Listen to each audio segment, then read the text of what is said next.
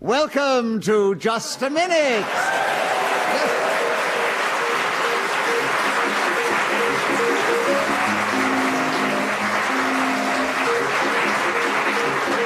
Hello, my name is Nicholas Parsons, and as the minute waltz fades away once more, it is my pleasure not only to welcome our listeners, but to welcome the 4 talented players who this week are going to play this game. And we welcome 2 seasoned broadcasters of today's comedy generation, and that is Paul Merton and Arthur Smith, and 2 seasoned broadcasters of a previous comedy generation, that is Peter Jones and Clement Freud. Would you please welcome all 4 of them?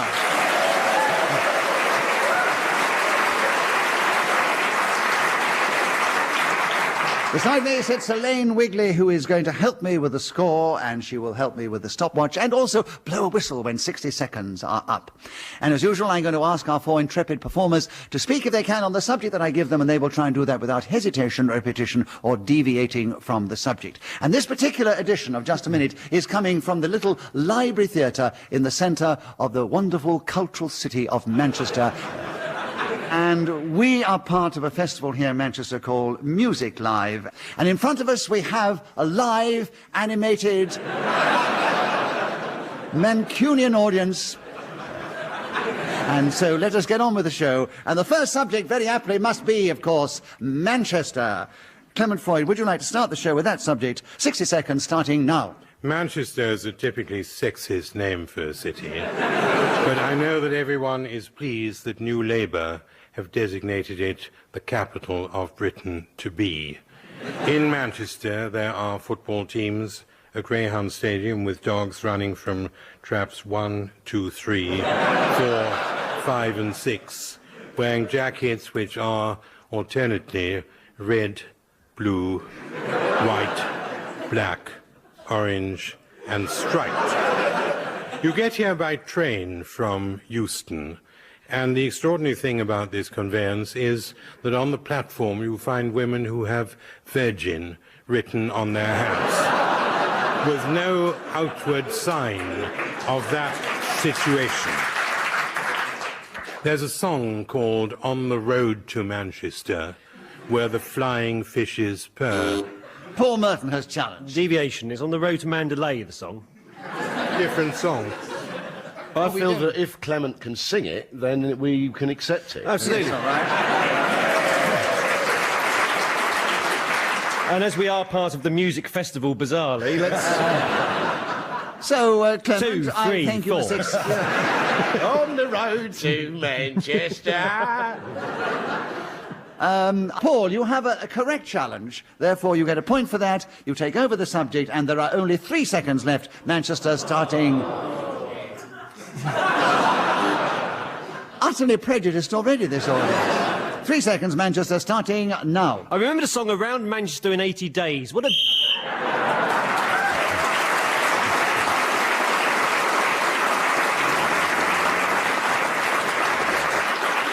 Whoever is speaking when the whistle goes gains an extra point in this show, and on this occasion was Paul Merton, who was the only one who scored any points at the end of the first round. But, Paul, will you take the second round? And the subject is the Red Devils.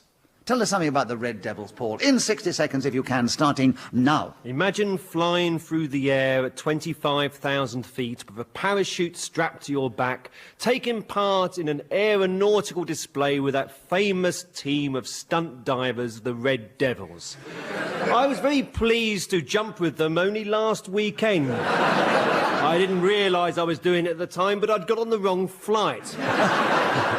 I was meant to be arriving in Stockholm, and I was rather confused when one who I took to be a hostess strapped a knapsack to my back, opened the door and said, "You're Peter, you challenged. He did say strapped twice. You did say strapped. Did I? You were strapped for language there. And, Peter, you have a correct challenge. Strapped for language?" Yes, because you mustn't repeat words, and therefore you're strapped for it. I mean, it means it's a sort of London expression. It means that you are losing out on the word that you want. What? Deviation there, Nicholas.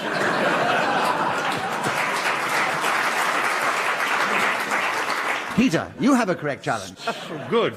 And you have a point for that, of course, and you take over the subject of the Red Devils. 28 seconds are available, starting now. I remember when I was a boy, I went to a friend's house and he had a birthday cake which was covered in white icing, and on top of that was a little red devil. Well, there were several, actually, but the main one was in the middle. They were, I don't know why the mother or father had done the cake. Paul, you challenge. Hesitation? I think there was a hesitation. Yes, Paul, another point to you. And 8 seconds on the Red Devil, starting now. Of course, this is also the nickname of one of the football teams that plays here in Manchester. I don't... Clement, Freud challenge. Deviation. Why? The football team.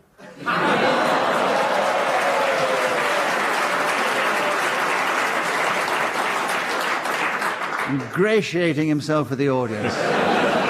No, there must be some Manchester City fans there, surely. Yes. I tell you what I do, Clement. As the audience enjoyed your challenge, we give you a bonus point for the challenge. But as Paul was interrupted, he gets a point for that. He keeps the subject, and there are 2 seconds left, Paul, starting now. They play at a ground that's called... Oh, no, just before it.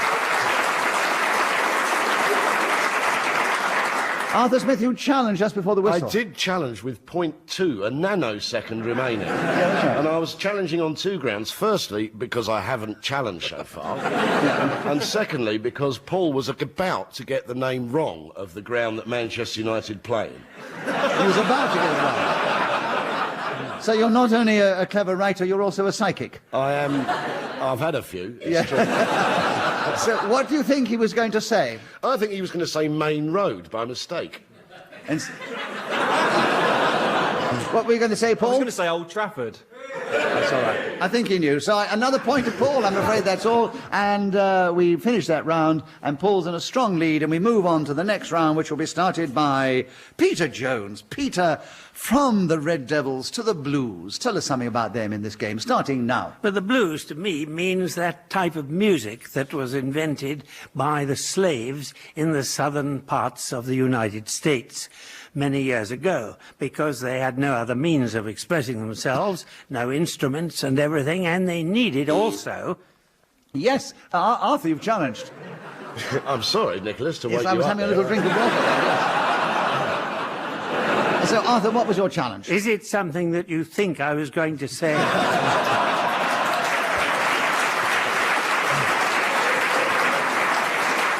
No, I was challenging on the grounds you said that was their only form of expression. I believe they could have done poetry. Obviously, there's some very fine slave work in the art department. There's, you know, I think it's a bit unfair to say the only form of expressing yourself. Arthur, it was a great attempt, but I'm going to give the benefit of the doubt to Peter, say he has another point, keeps the subject, and there are 44 seconds left. The Blues, Peter, starting now. They were mostly named after streets like Canal and Beale. And then there was the St. Louis Blues. Clement challenge. Repetition of Louis. Yes. Yes. Clement, you have 35 seconds, starting now. I was very fond of talking blues, like down in Harlem at a table for 2. There were 4 of us, me, your big feet, and you. That's all. Peter Jones challenge. All I wanted to say. Paused for a rather long time then. But I stopped.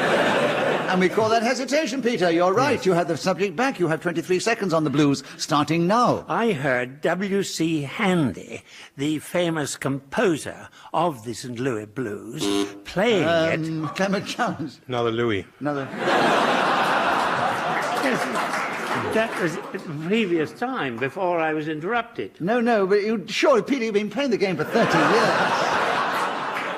You can repeat a word in another round, but you can't repeat the word in this round, even though you've spoken before and you've lost the subject. Usually it's pretty flexible in that area. Clement, another point to you, 15 seconds. The Blues, starting now. Manchester's other football team, that which is in the... Arthur Smith challenge. I would say that he's about to say... I would say he's about to say something rude about Manchester City. Therefore, I challenge on grounds of ingratiation and deviation. Well, it's very nice to hear from you, Arthur, but I thought that's rubbish. Clement, you have another point, and you have the Blues still 12 seconds starting now. They play at Main Road, which is adjacent to Old Trafford, but quite some distance. Arthur's first challenge. Deviation, it is not adjacent to.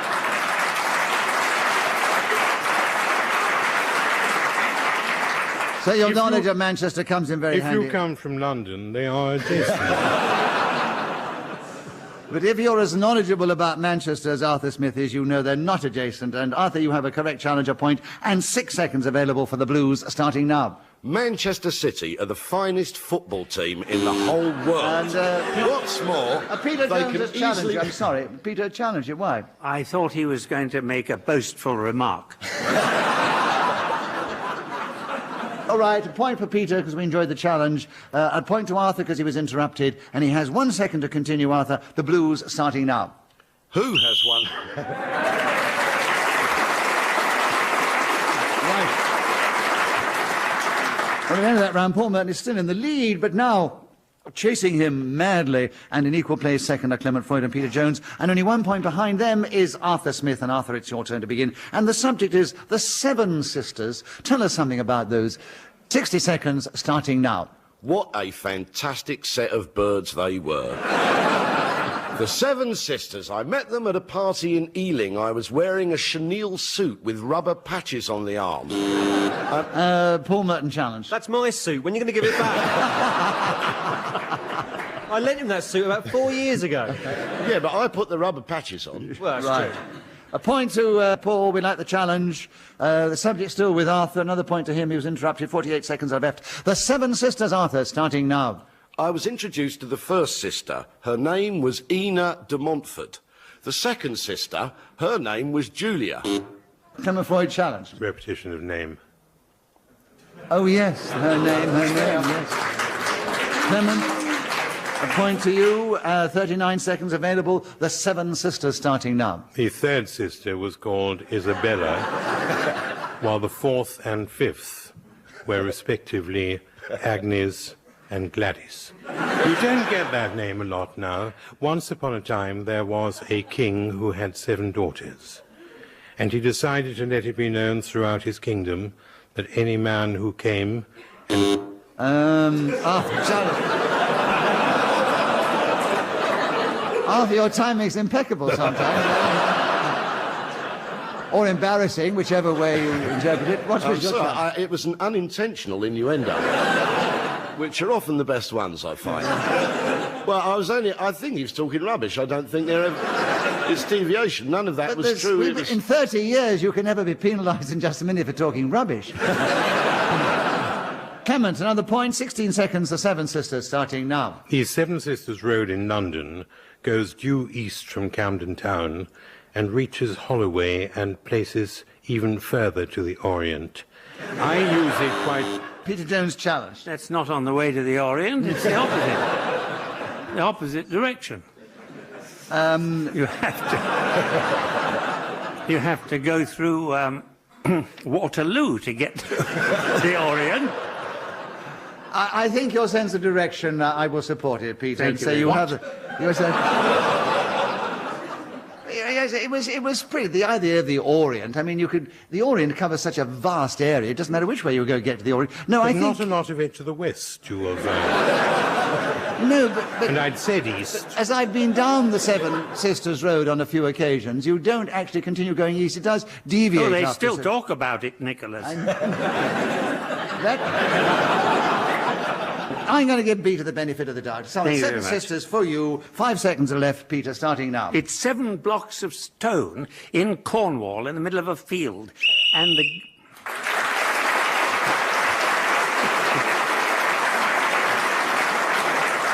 They're moving forward. Clement, Freud and Peter Jones still equal in second place, but now only 1 point behind our leader, Paul Merton, and Arthur Smith is trailing the other, all 3 of them a little. And Paul, it's your turn to begin. And the subject is a good rule of thumb. An interesting expression. Can you tell us something about it or talk on it, starting now? In 1887, Tom Thumb was made Emperor of Abyssinia. And he was a benign ruler, and lots of people said this is a very good rule of thumb because he's allowing us to do whatever we like. We can go to the shops whenever we want. We can buy ice cream, chocolate, buckets, Windoline. There are no restrictions on the things that we can purchase, which used to be there many years ago under our previous dictator, who was at... Arthur Smith challenge. There was a Yes, there, I he felt. was going into his flights of fantasy, and it really was such an Flights of extravagant... fantasy? Yes. Every word of that's true. Arthur, 34 seconds. Tell us something about a rule of thumb starting now. Never trust a blind squirrel in a sack. My old mother... He did show his challenge. A long pause there. I know. Well, it was a big laugh, be I fair. know. This is Wasn't one of the... quite as big as the pause.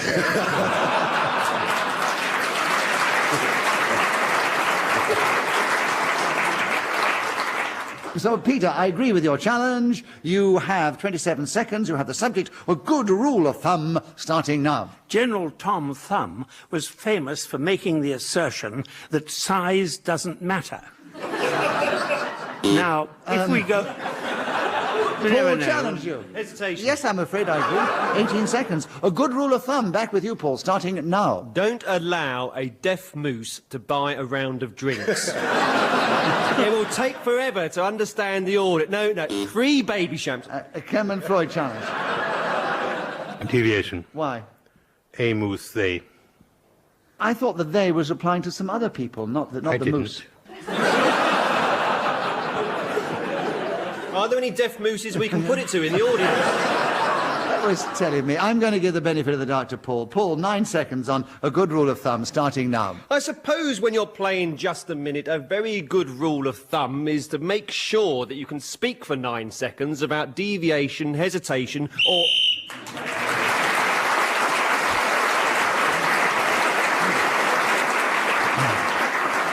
At the end of that round, Paul Merton, speaking as the whistle went, gained an extra point, and with others, he's now gone ahead again into the lead. Peter Jones, your turn to begin, and the subject is hard times. Tell us something about that in this game, starting now. It's one of the novels of Charles Dickens that I haven't read, so I can't tell you very much about it, really, except that it was, I believe, set in Manchester, and a lot of the people had a very miserable time. Now...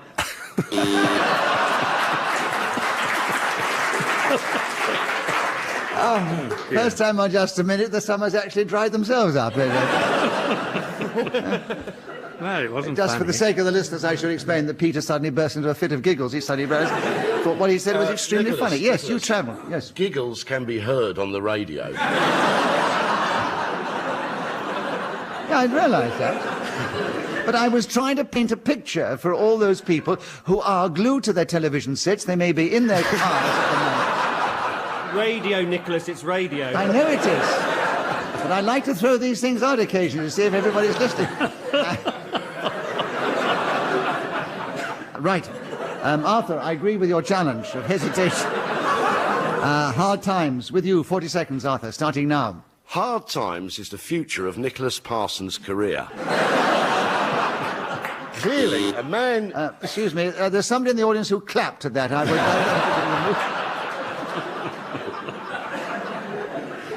Paul, you challenged. Hesitation. No, I didn't think he hesitated. One woman's nodding and the rest are all shaking their heads. Right. She's asleep. Arthur, benefit of the doubt. Well, a deviation, I don't think your future... Why pick on Nicholas's future? Oh, you've changed your tune now, have you? Well, why say his future is full of hard times? That's been his past, his present. Why pick on the future? It shows you how very fair I am. In spite of what Arthur Smith said, I am going to give him the benefit of the doubt and allow him to continue with 33 seconds left. Hard times, Arthur, starting now. I once bought a newspaper and accidentally dipped it in cement. And that was... Paul Merton challenge. I think he paused to let the booing subside.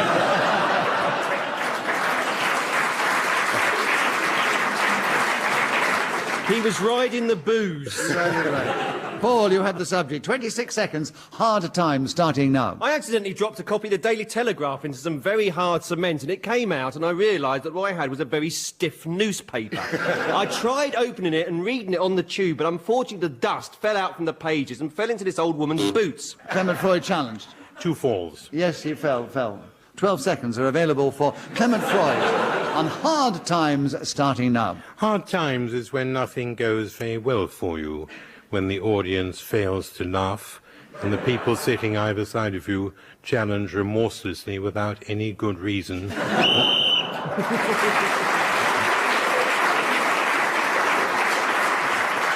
Clement Freud speaking as the whistle went, gained that extra point, and with others in the round, he's moving forward again. But he's still behind Paul Merton, who's out in the lead just 2 ahead. Then comes Arthur Smith, and then Peter Jones in that order.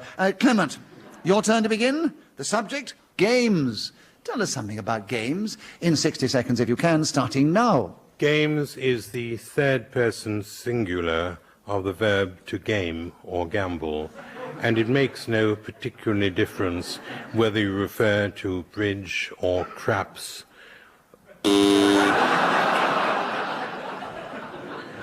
Paul, you challenged. Stopping. Yes, he did stop. 46 seconds, games with you, Paul, starting now. Well, of course, Manchester put in a bid for the... Peter Jones challenged. He sort of got it very muddled, didn't he? Yeah, he did, yeah. Would you call that hesitation? Yes, that would be a good challenge. I think that would be good. All right, then. Yes. I'll let you call it hesitation. Tell you you have 43 seconds on games, Peter, starting now. I've never been very interested in playing games because I'm not good at them. And I remember when I played rugger at school, I was in the second rank of the scrum, and boys in the back... Arthur Smith challenged. I think you don't have ranks in rugby, do you? No, They but runs. if you don't You did play... in those days. Quite right, yes. The officers are at the front.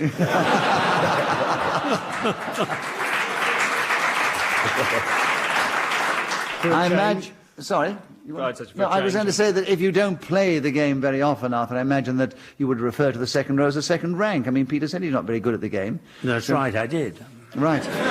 So, Peter, you were interrupted, and you were in the second rank of the scrum, and you have 30 seconds to continue on game starting now. And this great bully behind me used to roll little balls of mud and drop them inside my knickers. And then he used to hit them. Hit it.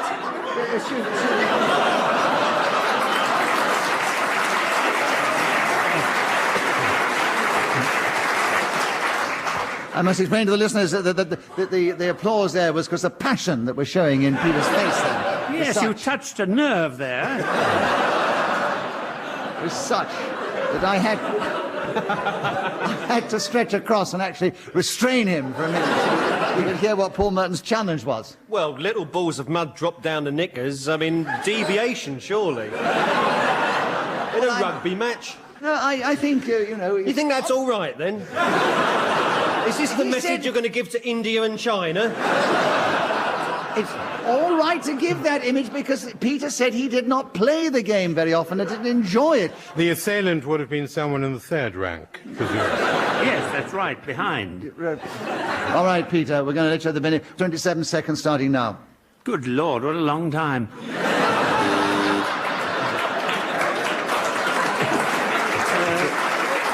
Yes. Arthur, you challenged. I tell you, it was a mercy killing.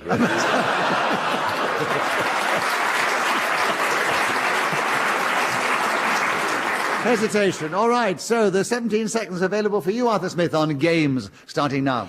As Paul said, Manchester United put in a bid for the Olympic Games. Clement Freud challenge. There was a break-up. It was a breakup, but he didn't actually hesitate. He kept going through the laughter. He was laughing, but I thought he was moving forward. So, benefit of the doubt to you, Arthur. 12 seconds on game starting now. And he's going to be challenged again. Benefit of the doubt? Hesitation? Yes, no benefit on this occasion. Definite hesitation, Clement. So you now have the games with 10 seconds starting now. Manchester made a bid for the Olympic Games of the year 2000, and had it been accepted, in this very city, one would have seen tennis, football...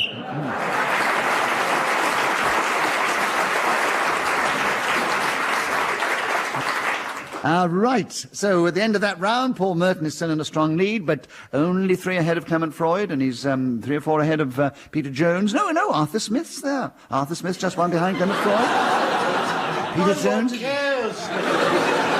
You'd be surprised the letters I get about the score. I've always said many times it's their contribution that matters and not the points they make. And it's actually Paul's turn to begin. Paul Merton, the last round. Oh, what a good one to finish on. This could give a bit of fun, couldn't it? Wallies. Will you talk about Wallies for 60 seconds if you can, Paul, starting now? Well, it's an old Cockney term for, I've forgotten what it is. Arthur Smith. Well, it was deviation. No, wasn't it? It wasn't deviation. It's so obvious. You don't need to ask, do you?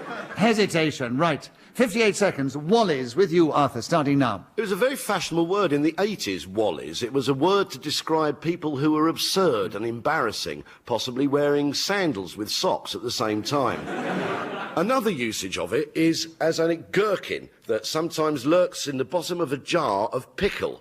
We call it that in parts of Somerset, which is where I come from, and frequently like to eat Wallies.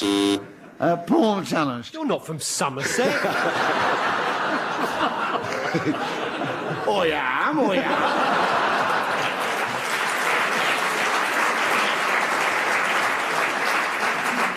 Whereas I don't know where you were born. I must say, from the way you speak, I thought it would have been London. So, I think Paul probably knows. We have to go by, it's radio, so that's my justification. It is how you sound, and you sound as if you don't come from Somerset. So, Paul, I give you the benefit of the doubt. 34 seconds. Wallies starting now. I remember when I was 14, me and Arthur were walking through Somerset, picking the Wallies as they grow in the... Arthur challenge. Well, he challenged me on the grounds that I'm not from Somerset. I was lying. Actually, I'll withdraw the challenge. I thought you were going to say you never walked through Somerset with Paul Merton, but there we are. No, I did that. Right, what an image this creates, walking over through the Yeovil and all those other places down there. Walking through the Yeovil? Yes. You've got to scrape it off your shoes. Paul, 29 seconds. Wallies starting now. I was looking through an old drawer the other day and I found a pair of knickers with loads of mud balls in them, and I said, whose are these? And somebody said, oh, they're Wallies. I wouldn't worry about that. He's been playing rugby. He was in the second rank, you know. I said, well, I thought he walked funny the last time I saw him. And it was an extraordinary... Arthur Smith has challenged. I think we've established that they weren't Wallies underpants, they were Peters. No. They could have been Wallies just as well. He could have been in that second rank with the local Wally. I mean, you don't know in just a minute. You can have a flight of fantasy, providing you don't hesitate, deviate, or, what's the other one? Or repeat yourself. And he hadn't done either of those. So, Paul, please continue, starting now. I went to a fun fair recently where I saw the Wall of Death, and amongst the people who frequent and work at such establishments, these things are known as Wallies. The motorcyclist will get up a certain amount of speed, he'll be able to go...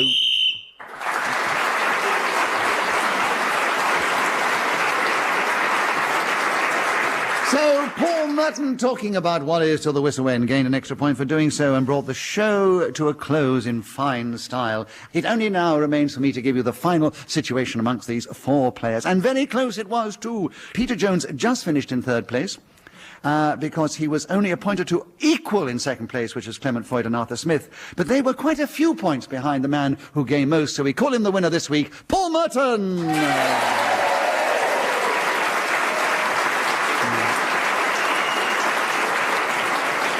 So it only remains for me to thank our 4 fine players of the game, Paul Merton, Arthur Smith, Peter Jones and Clement Freud. I must also thank Elaine Wigley for keeping the score for me and blowing her whistle and also helping with the stopwatch.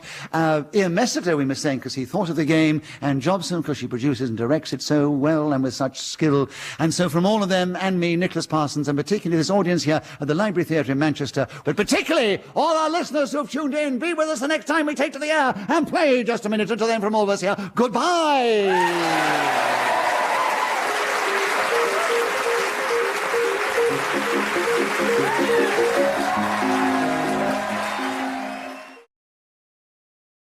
Welcome to Just a Minute.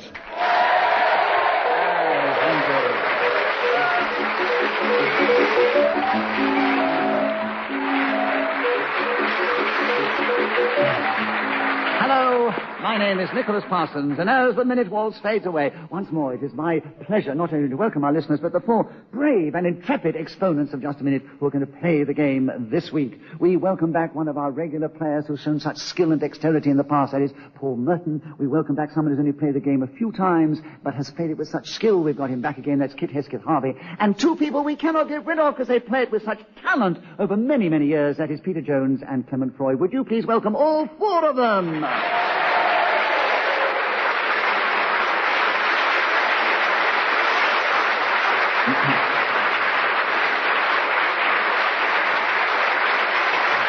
Beside me sits the lovely Elaine Wigley, who's going to help me keep the score and also the time and blow a whistle when the 60 seconds are up. And this particular edition of Just a Minute is coming from Loughborough. It's part of the Comedy Festival in Leicestershire. And I'm going to ask our four players, as usual, to speak on the subject I give them, and they will try and do that without hesitation, repetition, or deviation. And we're going to begin the show this week with Clement Freud, and the subject, Clement, very aptly, is Leicestershire. 60 seconds, as usual, starting now. Leicestershire is a pretty upmarket sort of county, in that many of the towns and villages have double-barreled or hyphenated names like Ashby-le-Zouch, Market Harborough, Milton Mowbray, and Kirby Muxloe. There are also, as many of you will know, because this is the Leicestershire Festival of Comedy, to which many of us come frequently, here in Loughborough. Peter Jones, a challenge. I don't believe it. He doesn't come frequently.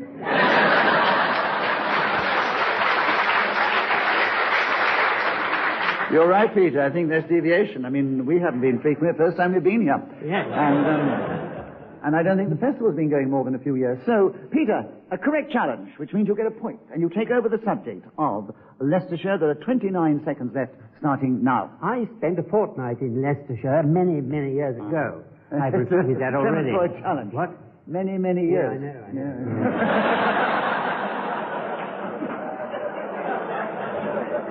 You've rapidly got it back, Clement. A point to you. 24 seconds left, starting now. The Leicestershire Regiment is the 18th of foot. And in the county town of Leicester, you will find both great Paul roads Merton challenge. We've had town before. Yes, that's right. We did. towns and villages. You're quite right, Clement. It was towns. You did put it in the floor.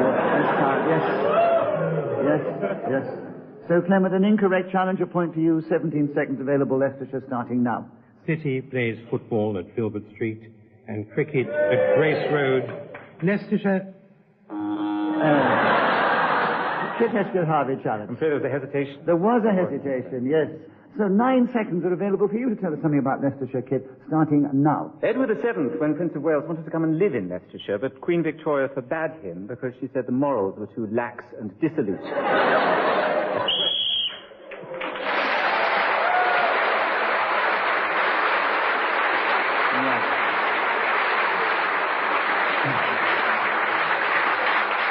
Whoever is speaking when the whistle goes gains an extra point. On this occasion was Kit Hesketh-Harvey.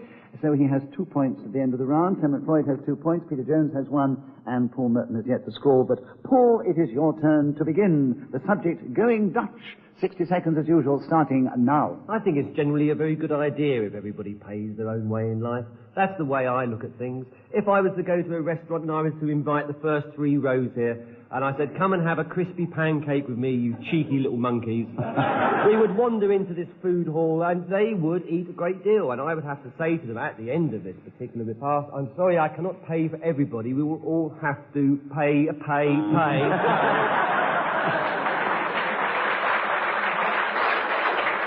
Your generous spirit was paying too much.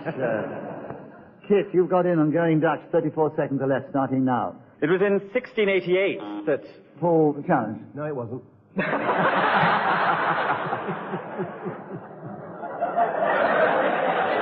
It was 1671. Paul, I'll be generous. Give you a point because they enjoyed the challenge. But he was interrupted, Kit was, so he gets a point for being interrupted. He has 33 seconds to continue on. Going Dutch, starting now. When William of Orange came over with his wife Mary, the aforementioned king was small, pockmarked, malodorous, a dwarf, and homosexual. But his wife adored him, and... Promptly, the entire... Hesitation. Hesitation. A long pause. The description of this man and his wife adoring him. My God, I'd have paused after that. But, Peter, it was a correct challenge. So you have the subject of Going Dutch. 18 seconds are left, starting now. Well, as Paul said, it is roughly sharing the price of a meal. It's normally associated with food. And, of course, it can be interpreted. Clement for a challenge. Repetition of course. He hasn't said of course in this Yes, round. he did. When? Always says of course. I know he always says of course. But he's Totally only safe challenge. It's only the of courses that I say that he ever listens to. Yeah. No, you didn't say of course in this No, particular I agree round. with you. And I'm glad. Because you have another point for being interrupted and an incorrect challenge. 9 seconds are still for you. Going Dutch, Peter, starting now. Dutch treat means much the same thing. And when I was in Amsterdam, somebody treated themselves to my credit card during the night, and they had a ball all over the town.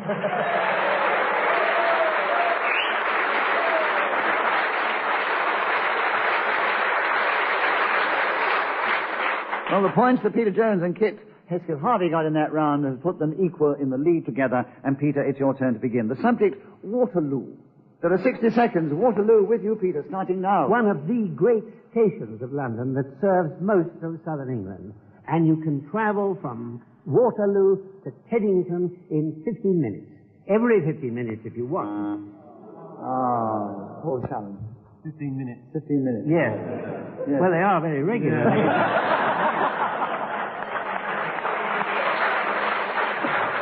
Paul, correct challenge, a point. 48 seconds are left. Waterloo, starting now. Very sad part of Waterloo, round the back that they call Cardboard City, where the homeless people live under their concrete arches. And you often feel sorry for them as they're struggling. I tell you, you make me feel sad. Yeah. Peter, you got in first. Hesitation, 37 seconds. Waterloo, starting now. Before I was married, I used to go to Guildford twice a week from Waterloo. And very pleasant it was. Repetition. What? He went twice a week.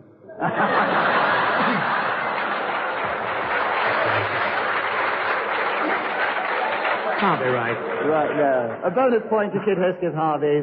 Peter gets a point for being interrupted. He keeps the subject. 33 seconds. Waterloo, Peter, starting now. After the marriage, I stopped because it got too crowded, in the words of Princess Di. And these three people, who were, for a time, sort of mixed up together a bit, I can't reveal this. Has challenged you when you got mixed up a bit. Yes, Clement. You got mixed up a bit. Yes. Hesitation. You did feel we were on the edge of some great personal revelation. Well, you were, and you ruined it all. I was just leading up to it. Clement, correct challenge, 19 seconds available. Waterloo, starting now. The Battle of Waterloo, which culminated in the campaign from Salamanca, Victoria, Toulouse, finishing, of course, in Waterloo, happened in the year 1815, or 6:15 in New Money. And Napoleon got the West. Peter, challenge. Hesitation. Just before he said Napoleon. 1 second. You got in with 1 second to go, Peter. On Waterloo, starting now. When the Grim Reaper...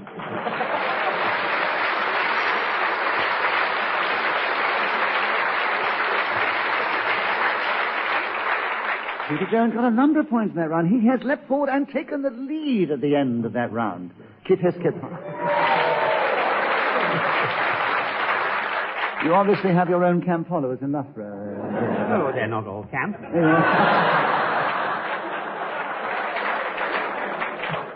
Well, they were clapping very vigorously there. Right. So, Kit Hesketh-Harvey, your turn to begin. The subject, a spring roll. Tell us something about that in just a minute. They'd obviously had a few spring rolls in the front here. You can see that. Right. Tell us about it.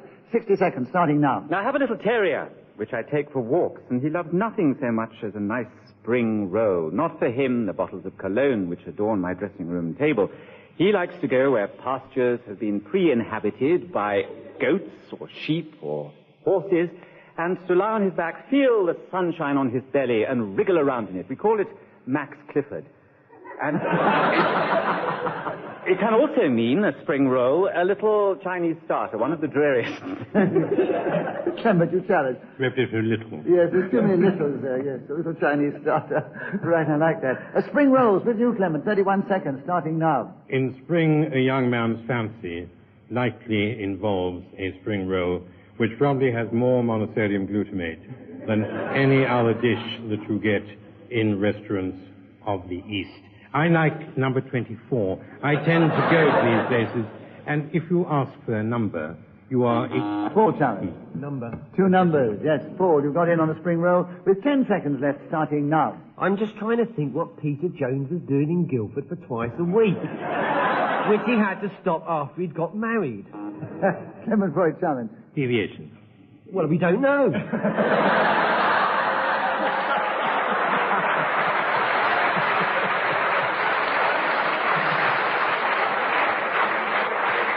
On the basis... Let's not judge the man too harshly.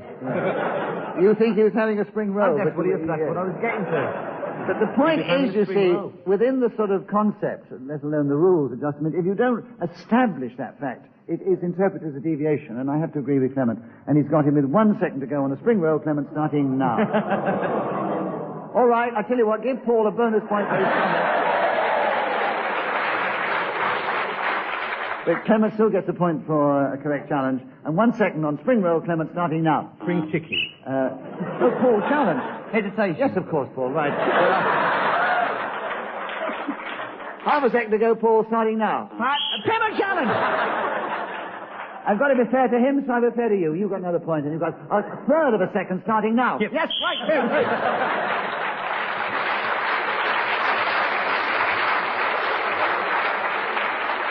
So I try to be fair and even it out, as you see. And at the end of that round, Peter Jones is still in the lead. Paul Merton's caught up with only 1 point behind. And then Clement Freud and Hesketh-Harvey are equal in third place. And Clement, it's your turn to begin. And the subject is Jack in the Box.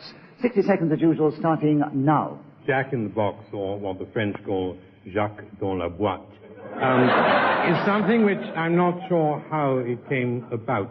Possibly in boule or pétanque, where the Jack is known as the coche. And when the game is over, it is put back in the box, which is popularly known as Jack in the Box. One's wife or games mistress would say, have you put the Jack in the box? And you would say, yes, I certainly have, because I'd be so unhappy losing it in case we wish to play on another occasion. Jack in the Box, if you go to a toy shop, is a strange sort of animal on a string which comes out suddenly and frightens the horses or anyone else who happens to be there. Jack in the Box is also a flower. Not a very well-known one, but if you should go to Kew Gardens, there are all sorts of guides and cognoscenti who will say, that is a violet, a tulip, and yonder a Jack in the Box. Paul, you challenge. Is time standing still?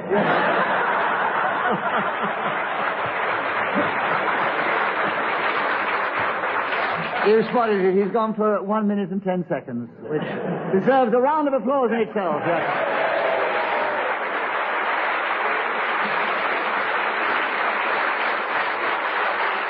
The whistle should have gone about 10 seconds ago, and if it had gone then, he would have been talking for the full minute without being interrupted, which means he not only gets a point for speaking when the whistle went, but he also gains that bonus point for not being interrupted because he was so successful. So 2 points to Clement Freud at the end of that round, and well done. It hasn't happened for time, Clement. And Clement, you move forward, and you're now equal with Peter Jones in the lead, and Paul, it's your turn to begin, and it is Morris dancing. Oh, tell us something about those little jingly bells. 60 seconds starting now. Those are very little jingly bells they have, the Morris dance. I've never really enjoyed it that much, I must say. It looks a bit stupid to me, but I understand it's a kind of fertility ritual. Although if you're dancing around with bells on your head and on your feet... Kit Hesketh-Harvey bells, Triton. Yes. Oh, yeah. Those are jingly bells, yes. Kit, tell us something about Morris dancing with 48 seconds left, starting now. E.M. Forster's novel, Morris, which was published in 1974, concerns the passion of the eponymous hero for Clive, his little friend from university. And a very dreary time they have of it. They talk about Plato a lot. What they should have done was go down to heaven, under the arches of Charing Cross Station, and there put on a good Gloria Gaynor record, or ABBA, or even the Village People, and bopped around, and Clive would have seen Morris dancing.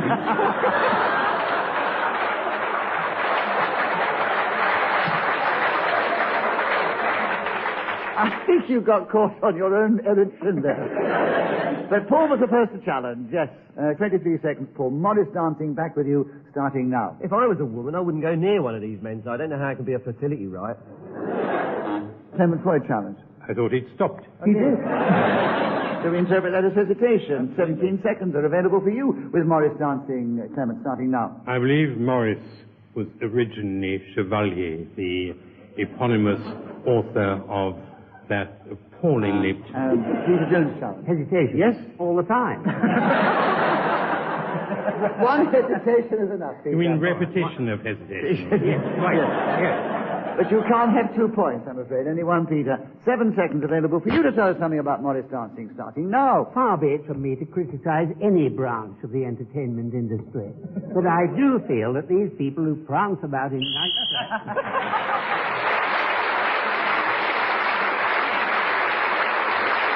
Right. Peter Jones was then speaking as the whistle went, gained that extra point, and he's gone back into the lead, 1 ahead of Clement Freud and 2 ahead of Paul Merton and Kit Hesketh-Harvey. He's going to begin the next round. Westerns, Kit.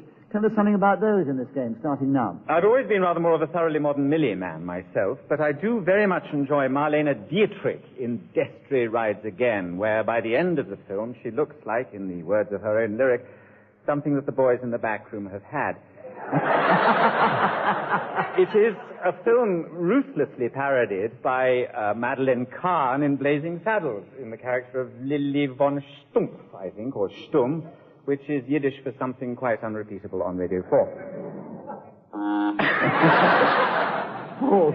Hesitation, yes. You thought of what it was and then you hesitated. Paul, you have 26 seconds for Westerns, starting now. John Wayne, I suppose, is remembered as the most famous cowboy of them all, and indeed he made many westerns over a 40-year period.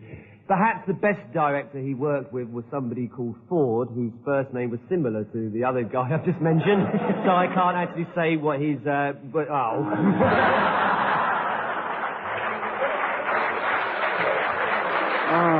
In the end, I was going to say first name, but then... Yeah, it's a tough game. Right, Kit, you've got in with 8 seconds on Western, starting now. They were a 1940s act, a precursor, in fact, to Kiss and the Widow, the Western Brothers. They ended up, very sadly, selling cigarettes on Weybridge Station, which is...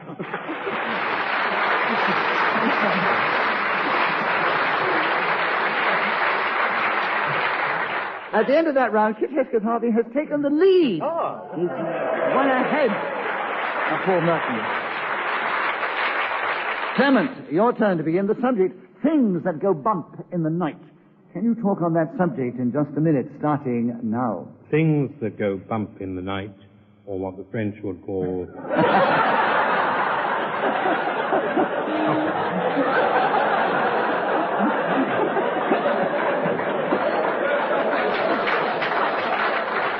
You started something here. This is really a case of being hoisted on your own petard, isn't it? So you got in first, Paul, and there are 52 seconds on things that go bump in the night, starting now. About 3 years ago, I was asleep in bed one night, and I suddenly heard this thumping from underneath the floorboard. And you'd never guess it was my grandfather, who we'd buried there in 1968, thinking he was dead, and we put him under the floorboards. I can't do it today, this game. No, there we are. Well, you've just come over from Nottingham, where you've been rehearsing one of your... I've still got jet lag. 37 seconds available for you, Kit, because you challenge first on things that go bump in the night, starting now. Things that go bump in the night, for me, are generally the children getting up at 5:30 in the morning, along with a lot of small animals. Clement Freud challenge. Deviation. Why? Morning.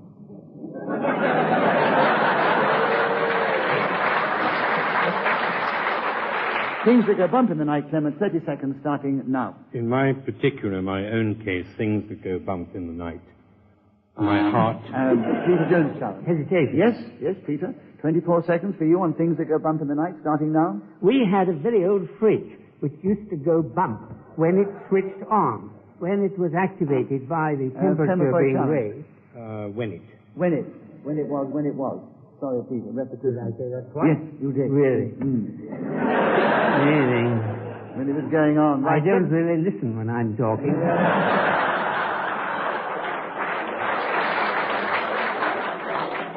But other people... Yes, that's right. Things that go bump in the night. 17 seconds, Clement, starting now. Quite especially do they go bump in the night. when I've eaten spring rolls, which are packed with monosodium glutamate and often appear as number 24 on the song sheet or menu, as they will call it in the Far East. Things that go bump in the night.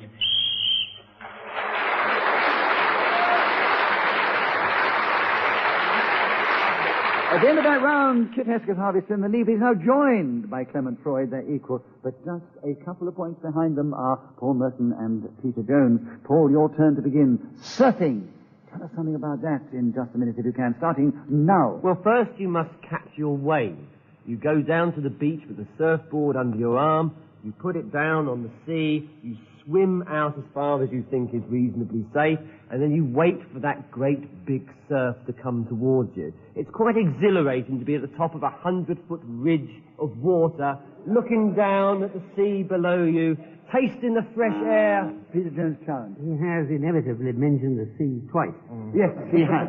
He had to. Thanks, right? So you do listen when other people talk? Oh, yes. Otherwise there wouldn't be much point in playing the game at all. 36 seconds, Peter, for you to tell us something about surfing starting now. They do a lot of this in Australia, and I used to watch them on the beach at Sydney. It's just marvellous. I never ventured into the ocean myself because I was frightened of being eaten by... Clement, you challenge first. Yes. Right.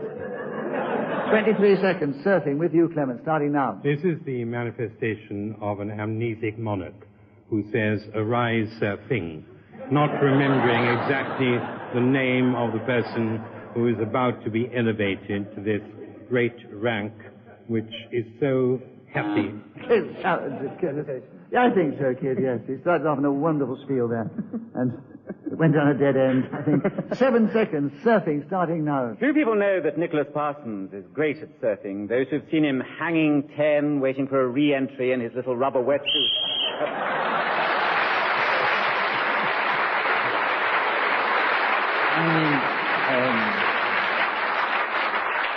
Kit Hesketh-Harvey still in lead. He got that extra point for speaking as the whistle went. He's 1 ahead of Clement Freud and 3 or 4 ahead of Peter Jones and Paul Merton. Peter, your turn to begin. A white elephant. Tell us something about that in just a minute, starting now. I think it was a white elephant who was present at the wedding of 2 other elephants.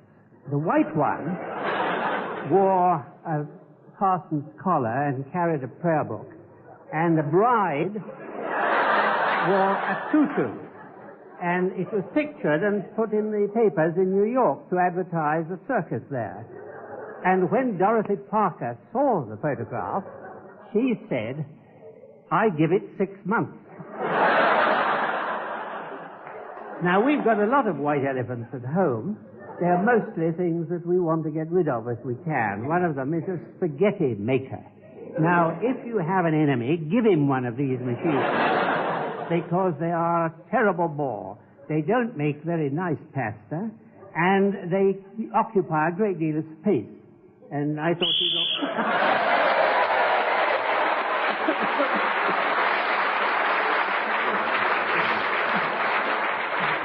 Well, Peter Jones started with a subject and kept going, in spite of everything, to the bitter end. The whistle went. Peter, you're still in 3rd place, but it's terribly close as we move into the last round, alas. And Kit, your turn to begin. The subject, traps. Will you tell us something about that in just a minute, starting now? I think there were 7 of them, were there not? Gretel and Friedrich and Kurt and Liesel. And they lived in a beautiful schloss. Paul Merton challenge. 5 hands.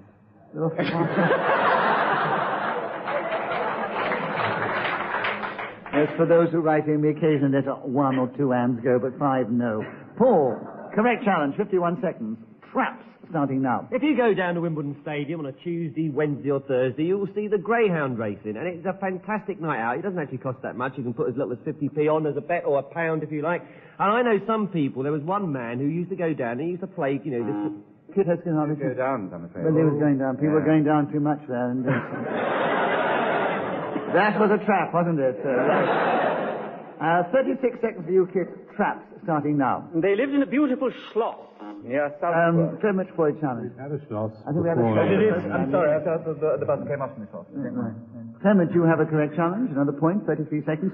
Traps starting now. I think if there's greyhound racing in heaven, every single event will be won by trap 2 with trap 4 second, and I shall be on the forecast and become very rich. George Gardner, who has entrapped himself recently, a man, I must say, who is not as nice as he looks, is in particular trouble with his constituency because they did sort of effect an entrapment from which it will be difficult for him to extricate himself without recourse to legal...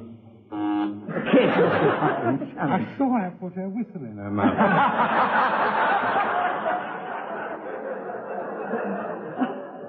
You thought she was going to whistle before she did? No, well, that's Elaine's blowing technique.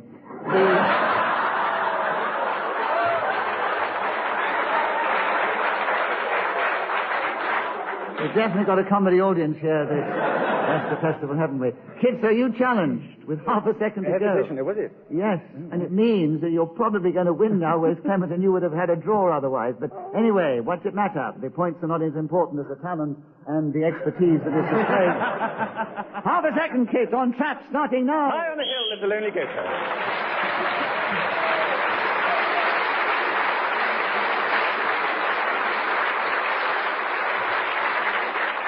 So it only remains for me to give you the final situation for those interested in the points, and there are quite a few people I know who are, but they've all gained a lot of points in the round because their contributions were outstanding, I thought, anyway. We enjoyed them all. Paul Merton, for once, finished in 4th place, just 1 point behind Peter Jones, and he was just 2 points behind Clement Freud, but out in the lead is a chap who has played it least often, but has done extremely well. Would you give a round of applause to Kit Hesketh-Harvey?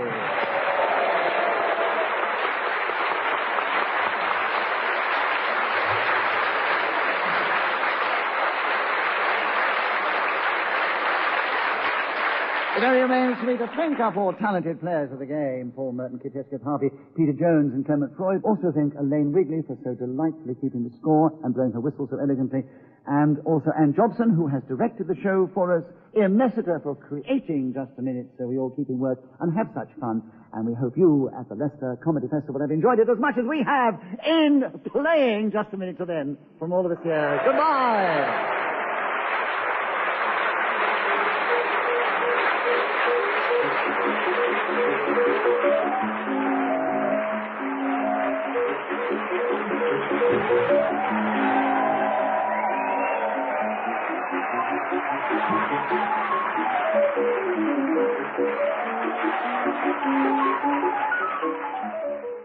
Welcome to Just a Minute.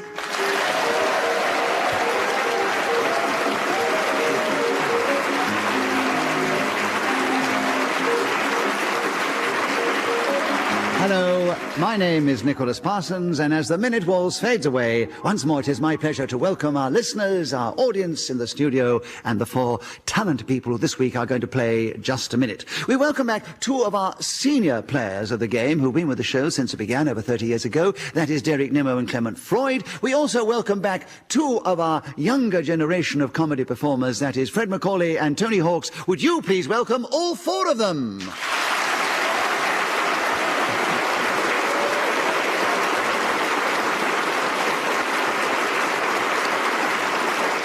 Beside me sits Elaine Wigley, who is going to help me keep the score, and she will also blow a whistle when 60 seconds are up. And this particular edition of Just a Minute is coming from the beautiful little Citizens Theatre in the Gorbals in Glasgow, and is also part of the Mayfest, or Mayfest up here. In fact, it's the first show of this season's Mayfest. And we're going to ask Clement Freud, in fact, I'm going to ask them all at different times to speak, if they can, on the subject that I give them, and they will try and do that without hesitation, repetition, or deviation. Clement, will you please begin the show? And the subject, very aptly, is Glasgow. Tell us something about this great city of culture, starting now. Well, I'm very glad to be back here in Glasgow, because during the war, I enrolled in the Highlandite Infantry, and I fought at Maryhill Barracks. Actually, mostly behind public houses at closing time. And I became immensely fond of Glasgow, and sang I Belong to Glasgow, dear old Glasgow tune. And I went to Mill Guy and Lauders and walked down Sauchiehall Street. I was... Tony Hawks has challenged you. You can't have done that. You wouldn't be here now if you'd done that. So what is your challenge, Tony? Deviation. Why?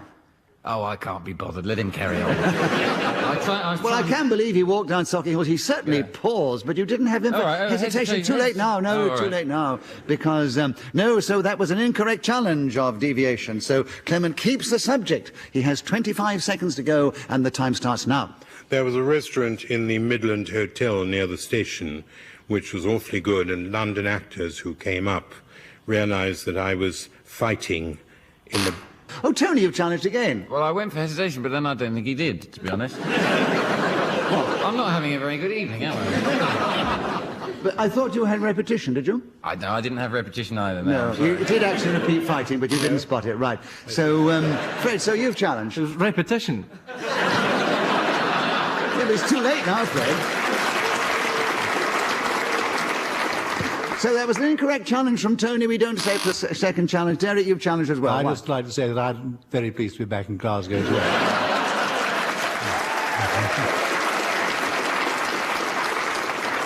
We're all so delighted to be in Glasgow, but Clement Freud has still got the subject, and another point for an incorrect challenge. He keeps going for 14 seconds on Glasgow, starting now. As my train pulled into Queen Street, I said to myself, it's déjà vu all over again. Because all those nice people were Scottish. Derek Nimmo challenged. Repetition of all. All those nice people, yes. Derek, a correct challenge.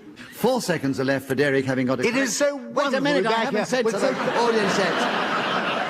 You've got plenty of time. When you say plenty of time, you've got no time at all, so it's very easy. But I have to tell the audience, for a correct challenge, you get a point. You start off now in Glasgow, 4 seconds starting now. When St. Kintergan came here in 500 of pounds.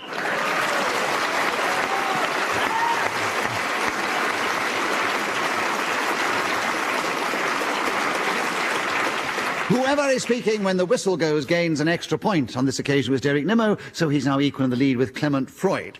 Tony Hawks, will you take the next round? The subject is Saturday Night Fever. Tell us something about that in just a minute, starting now. Staying alive. Clement Freud in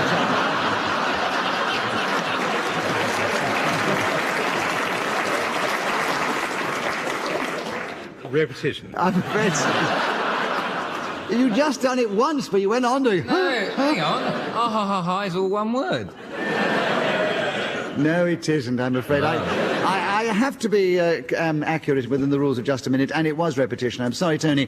Clement has a correct challenge. He gets the point. He gets the subject. He has 55 seconds to tell us something about Saturday Night Fever, starting now. 96.7 Fahrenheit is the sort of average Saturday Night Fever.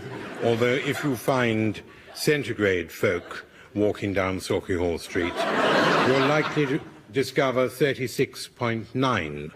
I've repeated Tony point. Hawks a challenge. Well, he's repeated point and... And there were points 9 before, and there's point, numbers yes. as well, I think. So repetition of point. I just well, want to listen, say yes. something, for God's Tony, sake. at last you've got in correctly. 39 seconds are available. You tell us something about Saturday Night Fever, starting now. That marvellous song was sung by the Bee Gees in very high voices, and that film heralded a new era of dancing. The chance for people's dads to turn up at weddings and think they're being trendy by sticking one right hand in the air and a leg out to the left, not realising they're in fact being deeply embarrassing, and the teenage girl they're dancing with is having a miserable time. John Travolta, his career was heralded in by this film, and he only got the part because Nicholas Parsons wasn't available.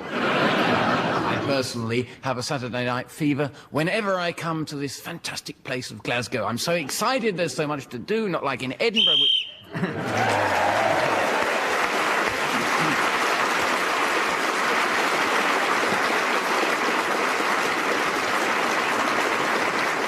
They certainly know how to ingratiate themselves with the audience. Tony Hawks was speaking as the whistle went, gained the extra point for doing so. He's now in second place. Clement Freud's in the lead. Fred MacAulay is yet to score. And Derek, my worst journey is the subject. Can you tell us something about that in this game, starting now? My worst journey took place a few years ago. I was appearing in the West End of London in a musical and had to do a television the following day, which was a Sunday, in Manchester. And as I was rather frightened that I wouldn't sleep on the railway train that was going to transport me to Lancashire, I decided to take a sleeping pill during the second act of the show.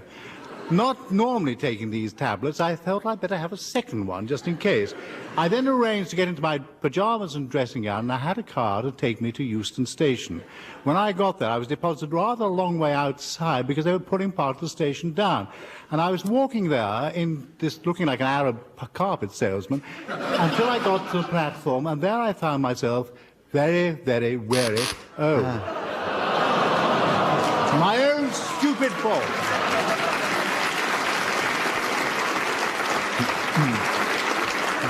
Yes, you keep going for 44 seconds, and I know they want to hear the rest of the story, but unfortunately, very, very is definitely a repetition. Clement got in first. 16 seconds are left, Clement. My worst journey starting now. My worst journey used to be going from London to Islay, which was exceedingly difficult because a car ferry...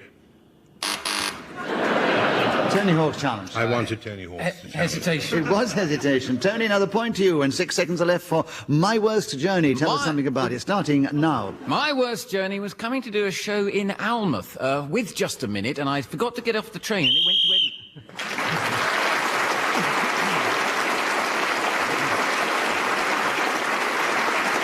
Tony Hawk's was then speaking as the whistle went, gained that extra point for doing so. He's equal in the lead with Clement Freud. Derek, tell us the remainder of that story as briefly as you can, because I know the audience would like to hear it. Well, not really, just that I looked like an old Arab carpet salesman. I say I was going fast asleep on the platform, and I did go to sleep, but I had left a little note to say where I was going.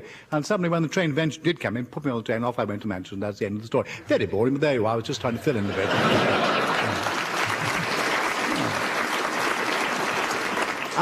Now we move on to Fred MacAulay to start. And Fred, we'd like to hear from you on My Best Journey. Will you tell us something about that subject in just a minute, starting now? Yeah, wouldn't it be terrible if my best journey was exactly the same as Derek's worst journey? But I think it's difficult for you to ask somebody who is married what their best journey is, because there can be few better journeys than the one that you make to get married. I can remember the trouble I would have got into with my wife if I'd said that... Derek Nimmo challenged. I thought he said wife twice, but I don't think he did, actually. He said married twice. Married twice. Oh, no, I've only been married once. Fred, you have a point for an incorrect challenge. You keep the subject, My Best Journey, and there are 43 seconds left, starting now. Imagine the matrimonial disharmony I would unleash if I said my favourite journey had been to see Scotland football team play Denmark. I can remember it well. I was dressed in tartan with a scarf and a flag. We hitchhiked, we got a ferry, we got a bus. Tony. Quite a few gotters there. We got her, yes. So, Tony, you got in with 26 seconds to go on My Best Journey, starting now. Do you know, I'm on the best journey now. The journey we call life. Fred.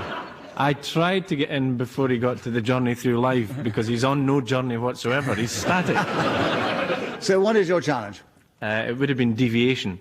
And it was a... What did it end up being in the end? An anticipation of the boredom that he might have instilled. He's deviating from the subject. He's not making a journey. Ah, but I did. I went on. I don't think he'd gone far enough to establish it or not, Fred. So, Tony, another point, 22 seconds. My best journey starting now. For some of us, it's a windy, tortuous road we have to take. But for me, it's filled with pleasure as I'm surrounded by faces that are happy and smile. Oh, it's sickening. Clement, yes? I thought he was sickening.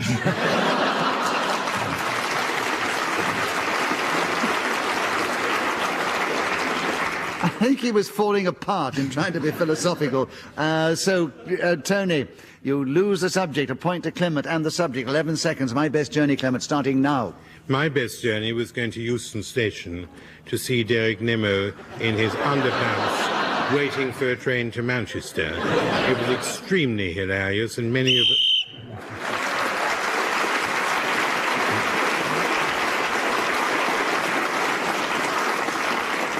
Clement, Freud and Tony Hawks are still in the lead, together equal. They're followed by Derek, Nimmo and then Fred MacAulay in that order. Tony, your turn to begin. And the subject, my favourite spice.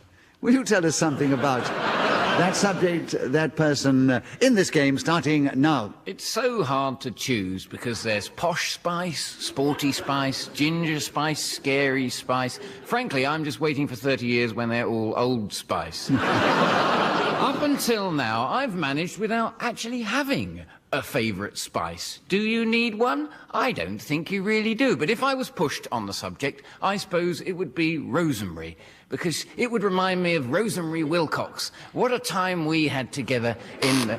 Clement Freud challenge. Rosemary, I'm afraid. Yes, rosemary, I'm afraid. Repetition of them there was as well, yes. I'll tell you. Well, perhaps you saved us something with your challenge, Clement. You have 32 seconds, having got a correct challenge, Clement, to tell us something about my favourite spice, starting now. I think my favourite spice would be a culinary rather than physical, feminine one.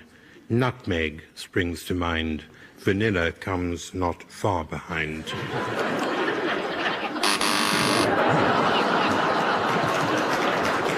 He's gone into a reverie with his spices, hasn't he? Well, yes. I think he hesitated because he realised how Hesitated? He came deeply to sad it was to have a list that vanilla was not far behind nutmeg. A little chart up at home. Well, I think this week vanilla's gone up 2 places. Tony, you have the subject of point, 16 seconds. My favourite spice, starting now. When you're cooking, it's very important to pick the right kind of seasoning. It's no good putting but it doesn't mean anything. Derek, Nimmo challenge. They sort of packed up, didn't they? Yes, he did. My favourite spice is with you, Derek. 10 seconds, starting now. Well, it's quite interesting. I was in Manila yesterday, and the papers were absolutely full of pictures of the Spice Girls, who they cleverly taken out to Bali, thinking it was one of the Spice Islands. Oh, who challenged? Tony. Well, he's just showing off that he was in Manila yesterday.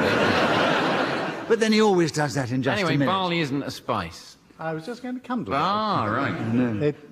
So, sorry, an incorrect challenge. 1 second left for you, Derek, on my favourite spice. And then they did a haka, and the New Zealanders got frightened because here we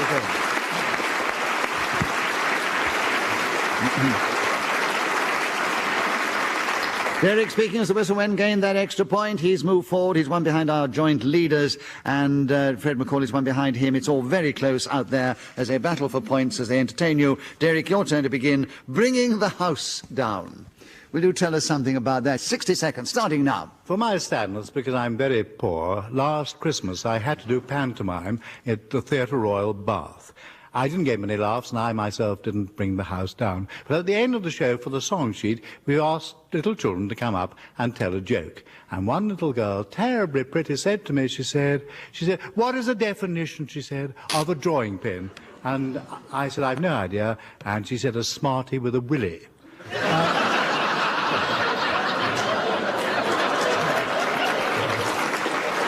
And that brought the house down. I let you finish the story after the buzzer went. I wish I hadn't now, actually. Tony challenged you before you got to the payoff. What was it, Tom? Well, I wanted to stop him bringing the tone of the show down. Repetition of she said, and she said, right. Correct challenge, Tony. 39 seconds available. Bringing the house down, starting now. Why did the one-armed monkey fall out of the tree? Because I waved to him. Now, I think it would be fair to say I've brought the house down with that gag here at the Citizens in Glasgow. People are barely able, they've probably faded the laughs out listening at home, but I can tell you, they are still rolling in the aisles at the wit of that. I am delighted because I've always wanted to do that particular thing. Here, I can repeat, of course, bring the house down, because that's the subject that I'm talking about. But I chose not to then, but I'm done it now. Anyway, a couple of years back, I was performing with Fred MacAulay at the Edinburgh Festival. We don't like that, we prefer the Mayfest, obviously. Oh.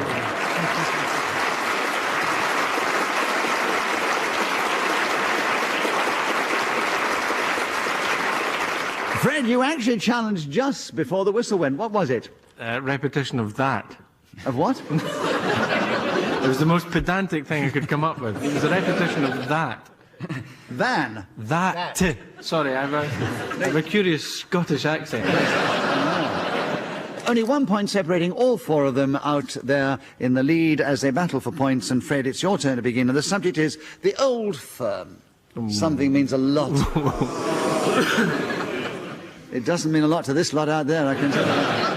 We've touched a raw nerve, I think, in the Glasgow psyche. But tell us something about it. Inform us, Fred. You know more than anybody on the old firm. 60 seconds, starting now. Well, hopefully I do know more than the other people on the panel, because there are few things more likely to cause trouble in Glasgow than discussing the old firm, which, as you know, is Celtic and Rangers, and not my team, St Johnstone, who don't belong in Glasgow at all, unfortunately, but they'll be here. Clement, you challenged. Repetition of Glasgow. Yes, you mentioned Glasgow before. I'm sorry, Fred. Right. 45 seconds are available for the old firm with you, Clement, starting now. I do not come from Scotland, and to me the old firm is United Carlo Gatti, Stevenson and Slater Limited, who used to make ice and distribute it to hotels and restaurants throughout the southeast of England. The old firm had many Italian employees who were very up on the production of frozen water, which was shaped into cubes and circles, and occasionally sold in large blocks. Ice picks. Fred MacAulay challenge. There was a hesitation there. I think so as well, Fred, yes.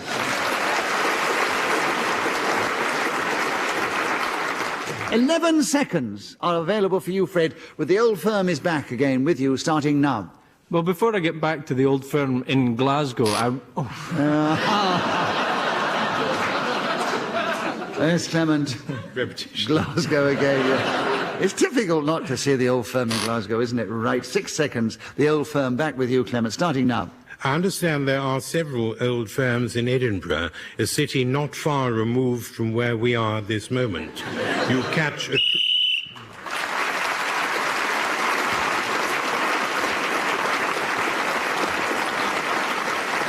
So Clement Freud got a number of points in that round, including one for speaking as the whistle went, so he has moved forward. He's on a strong lead just ahead of Tony Hawks, and then comes Fred MacAulay and then Derek Nimmo in that order. Clement, your turn to begin. The subject, the Thistle. The Thistle. Tell us whatever you like about it. 60 seconds starting now. The Thistle is the name given Partick Thistle, Glasgow's third football club, and they are a quite splendid institution. In the 1922-3 season, the Thistle, known as familiarly the Jags because of Harry Ragg, won just about everything that there was. Challenged.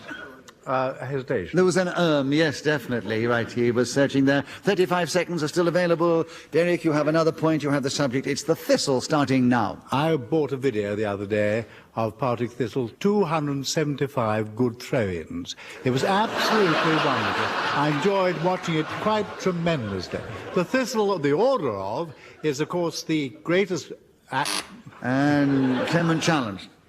Hesitation. Hesitation is right, Clement, yes. 19 seconds are still available for the Thistle with you starting now. Alec Hare and Alan Ruff were probably the best-known goal scorers for the Thistle. Fred MacAulay challenged. Sorry, it's local knowledge. Alan Ruff was a goalkeeper.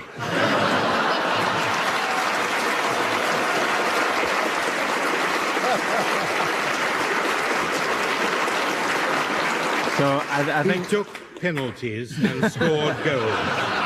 My challenge is deviation. I entirely agree with Fred that he was not one of the top goal scorers. I think he was one of the bottom goal scorers for Partick Thistle. And so I agree with Fred's challenge, and he has 13 seconds to tell us something about the Thistle starting now. Well, sadly, the top goal scorer and the bottom goal scorer are much... So you get back I so know. quickly. I know, right. We all know. 9 seconds, Clement. The Thistle starting now. 50,000 people turned up to watch the Thistle play Rangers in a marvellous game 61 years ago.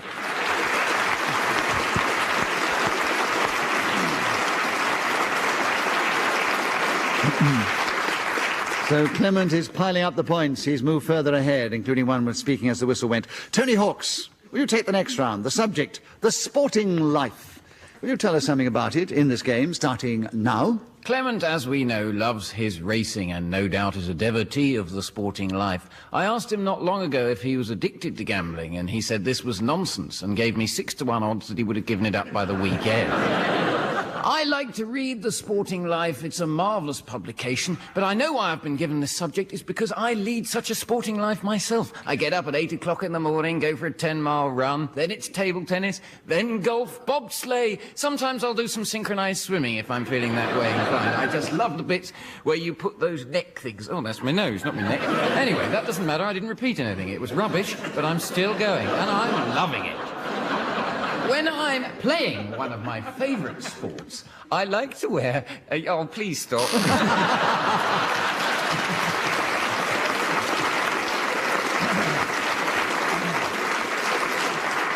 I'd love to see you synchronised swimming. Who'd you do it with?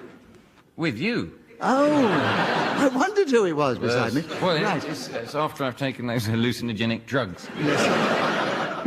Right, 14 seconds. Derek, you got in first and helped him out, and you've got 14 seconds to tell us something about the sporting life starting now. The most extraordinary story I read in the Sporting Life recently was that Cigar has been bought by an insurance company. It only won £10 million whilst it was racing, but they had to give 25... Tony, you got in first. Hesitation. Yes, because he couldn't repeat the word and couldn't find another one in time. And you have 1 second to tell us more about the sporting life, starting now. Partick Thistle. Right.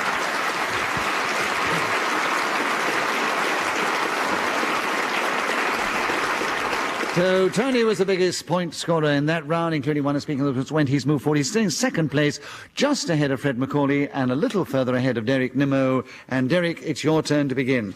Blithe Spirit. Tell us something about that subject in this game, if you can, starting now. Blithe Spirit is really one of my favourite plays, written by Sir Neil Coward during the early days of the last war. It concerns a Mr. and Mrs. Condamine. It is his second wife, Charles, and his first bride had died, most sadly, in a motor car accident because she had a very unhappy honeymoon in Budleigh Salterton and then married a Mr.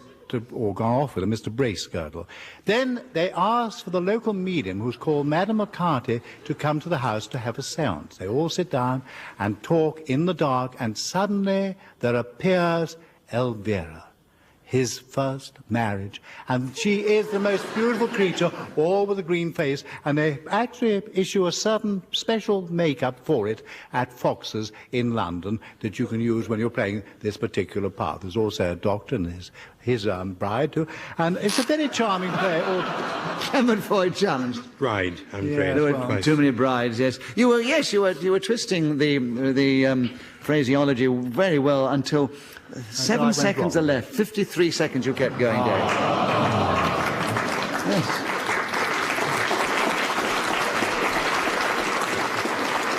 That's the best round of indifference I've heard for a long time, actually. Clement, 7 seconds on Blithe Spirit, starting now. Hail to thee, blithe spirit, bird thou never wert. I was never quite sure about that final word.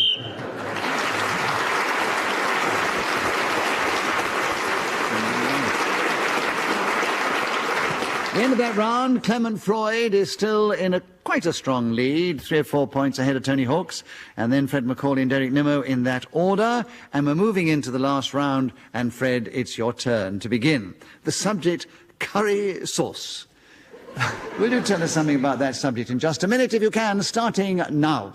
We have a knowledgeable audience here in Glasgow, which is appealing to me, because curry sauce is quite distasteful. I think it covers a kind of generic term for many different flavours that come from the Indian subcontinent and maybe even further afield, but you can usually only find them in Chinese restaurants. It's like saying that something tastes of pie, and there are different kinds of tart like that, apple or mince, although sadly sometimes they both taste much the same as each other. We are very fortunate in this fine city, this dear green place, which is separated sadly by the old firm, which some people think refers to the pre-impotent condition of old age pensioners, but it's not. Nor is it likely...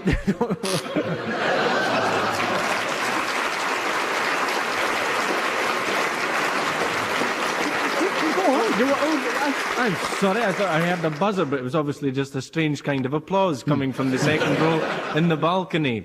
Curry sauce, ladies and gentlemen.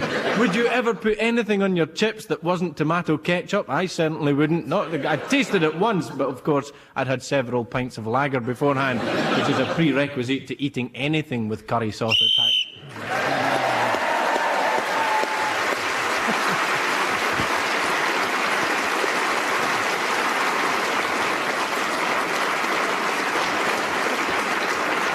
So Fred and MacAulay kept going till the whistle went without being interrupted. He didn't hesitate to repeat himself. He probably deviated quite a bit, but it didn't matter. He kept going for a full 60 seconds. It hasn't been done for quite a long time, Fred. Congratulations. You not only get a point for speaking when the whistle went, you gain an extra point for not being interrupted. And you are in second place alongside Tony Hawks, just ahead of Derek Nimmo, and just out in the lead is Clement Freud. But Fred, you brought this show here during the Mayfest in Glasgow at the Citizens Theatre. Our Glaswegian representative on the panel brought the show to end in great style and panache. We congratulate you for that. We congratulate all 4 players of the game, particularly Clement Freud, who got most points as our winner. A round of applause for Clement.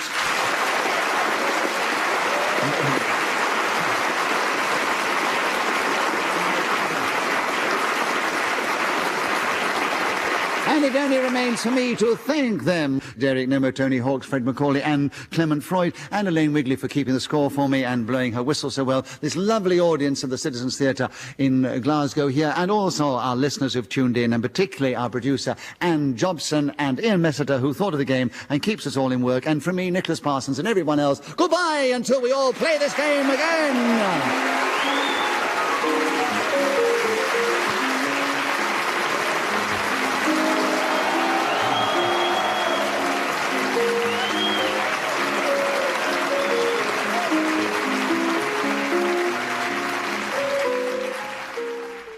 Welcome to Just a Minute.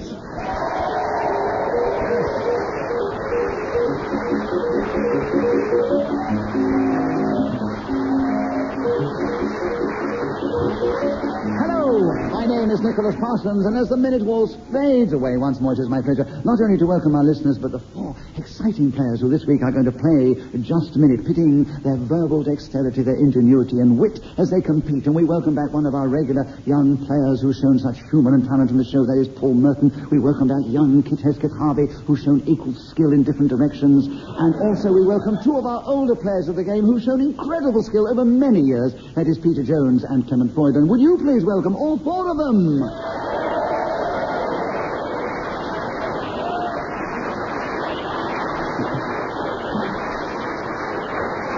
Beside me sits the lovely Elaine Wigley, who will help me with the score, she'll help me with the timing, and she will blow a whistle when the full minute has expired. And this particular edition of Just a Minute is coming from Loughborough. It is part of the Festival of Comedy in Leicestershire. We have in front of us a highly hyped-up festival audience who are ready to give their all as our 4 players try and speak for the minute without hesitation, repetition or deviation. We begin the show this week with Paul Merton, and who better? Paul, the subject, flying by the seat of my pants. Will you talk on that subject, elucidate on that expression? 60 seconds as usual, starting now. First you have to get a skateboard, then you attach a firework to it, you set that alight, and you go across the night sky steering by the seat of your pants.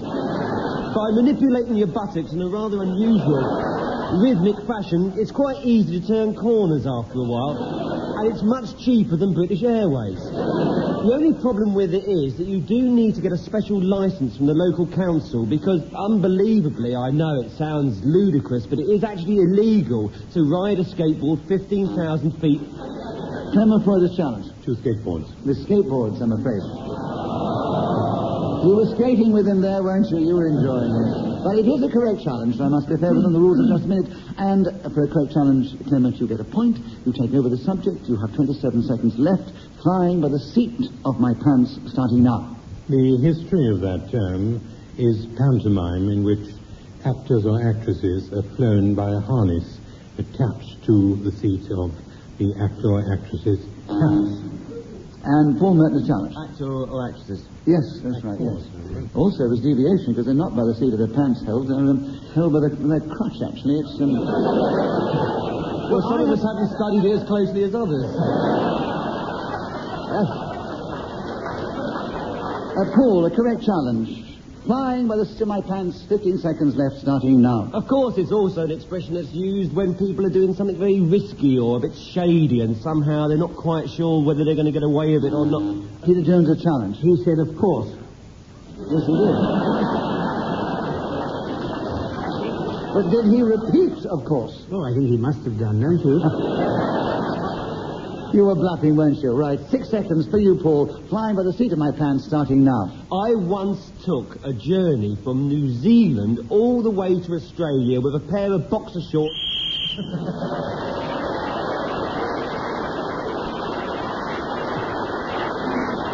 Whoever is speaking as the whistle goes gains an extra point. It was Paul Merton, and he is in a definite lead at the end of the round.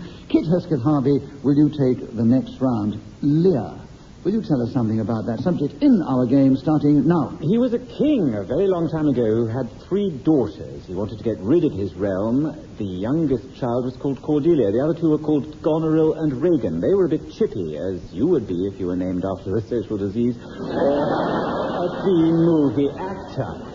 Anyway, looking after the elderly does put terrible strain upon their dependents, and they threw him out upon the blasted heath when he started blowing his wind and cracking his cheeks a bit too much. It was a Saxon version of care in the community.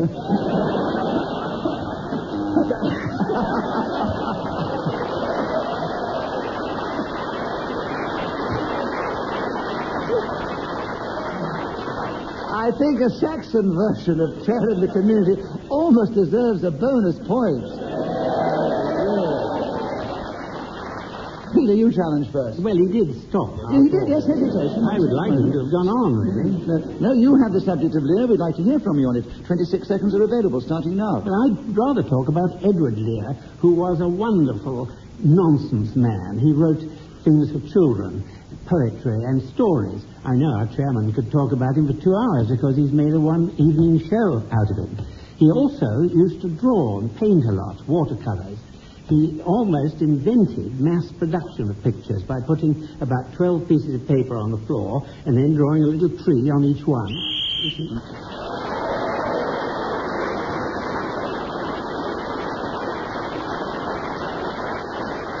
Yes, he has been described, Peter, as the laureate of nonsense. And he also was the first one to do sort of very cartoon-type figures. He was an amazing, amazing man. Peter, your turn to begin. The subject is aristocrats. Tell us something about them in just a minute, starting now. Well, there's a series on television currently about aristocrats, rather mournful. Everybody seems to regret their passing and the fact that they're short of money. They usually can't pronounce their R's very well. They say aristocrats, rather like Frank Muir, who isn't one, of course. But nevertheless, they are a sort of amusing people to get on television from time to time. Oh. Right. Yes, time to time. Clement, you got in first. 33 seconds now. Aristocrats, starting now. Well, Kit Hesketh-Harvey. Sorry, it was very unsporting. Hesitation, but no, I'm sorry. Well, either you're challenging or you're Clement Freud is an aristocrat, and he needs to exercise his droit de seigneur upon me at this point. All right, it was a bit harsh, I think, yes. All right. So, Clement, aristocrats, 32 seconds, starting now. They tend to sit in the upper house, known as the lawns, where the seats are red and not... Kit, yes. He really has... He did hesitate. Go to the red seats, right. 24 seconds on aristocrats. For you now, Kit Hesketh-Harvey, starting now. If I were ever made... Paul, challenge. Hesitation. Kit, 23 seconds, aristocrats, starting now. If I were ever made to be an aristocrat, I would... Clement Freud, challenge. Deviation. He won't.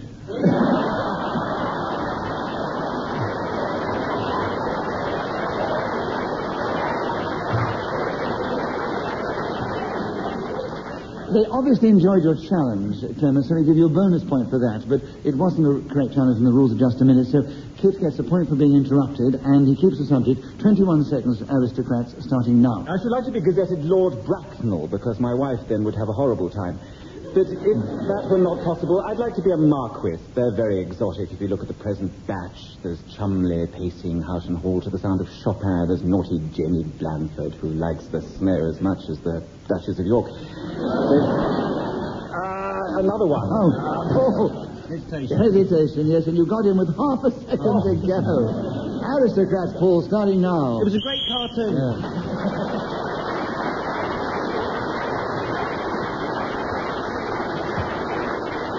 Paul managed to get in there with half a second to go, so was actually speaking as the whistle went, gained an extra point. He's now in the lead, but only one ahead of Kit Hesketh-Harvey and Clement Freud, and one behind them is Peter Jones. And Clement, your turn to begin. The subject is mummies.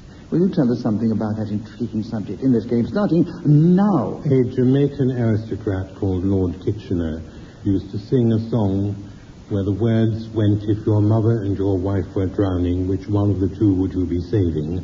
Well, you can always have another wife, but you can never have another mummy in your life. Mummies, which are Egyptian women or men dug up from tombs, actually were a tremendous boost to the bandage industry. Without mummies, it is unlikely that the shares of Elastoplast and similar pharmaceutical shares would ever have hit the high spots which they've reached. And if you look at the Financial Times Index, there are few companies as profitable and attractive as those that produce bandages. Merton challenged. Hesitation. Yes, he did, yes. Having got out of that problem of repeating something, he then hesitated. Often happens. 6 seconds. Mummies with you, Paul, starting now. One of the most frightening things I ever saw as a child was a film that featured this mummy starring Boris Karloff.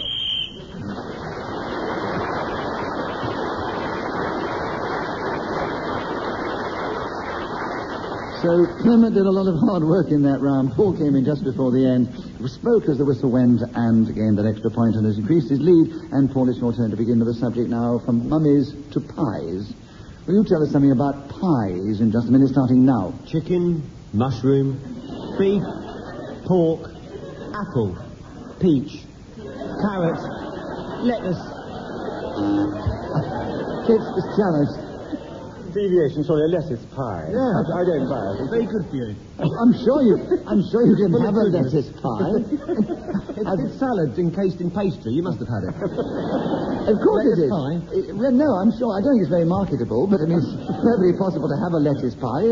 It's a devious thought, but it's not devious when the rules just a minute. Pie is still with you, Paul. 50 seconds starting now. My favourite is a stepladder pie. It's wonderful. Quite a tall crust, about 12 foot high, and it's quite difficult to get it into the oven, but by God, it half tastes nice. And if you actually leave some at the side of your plate, you can turn it into a loft ladder. Easy extension. And if you make the pastry thick enough, it can take the weight of a 24-stone man. But don't believe my word for it, because as you can see in front of us, I've brought my own stepladder pie with me today, and Clement Freud is now going to climb to the top. Right. Not that I'm suggesting he is a heavy, obese individual, because of course he is not. But I think you will believe this form of... You were challenged about 10 seconds ago, actually. Yes. Clement, what was your challenge? Repetition of stepladder. Yes, you did have too many stepladders, I'm afraid, in your pie. Clement, 22 seconds. Pies starting now. Melton Mowbray in this great county of Leicestershire is probably the best place from which to get pies, and raised pies are the great speciality. The filling is not lettuce, but a series of meats, pork, beef, even venison, in a gelatinous juice or gravy.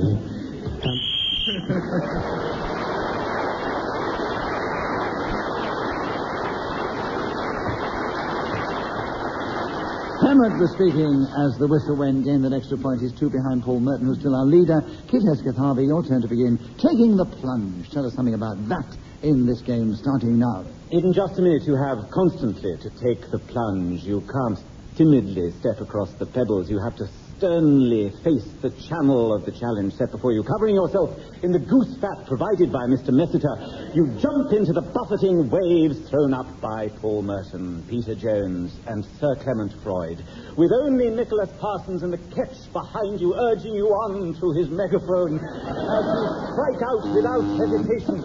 Paul Merton challenge. He's on drugs.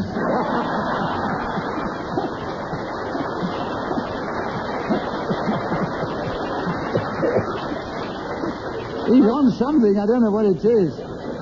Should have random drug testing for the show. Right. So we'll have to have a random test. So what was your challenge within the rules just a minute? Deviation, it's nothing like that.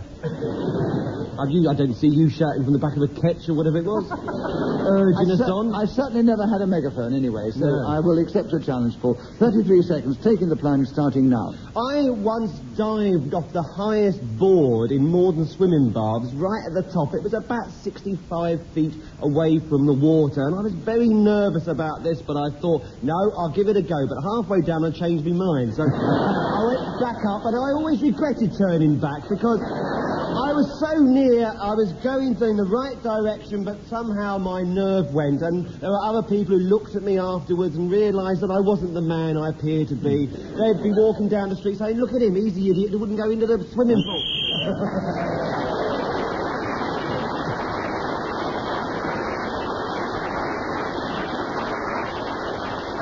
Yes, so that flight of fancy kept Paul going till the whistle went, gained an extra point for doing so, and he has increased his lead at the end of the round. Peter, your turn to begin. The subject is cooks.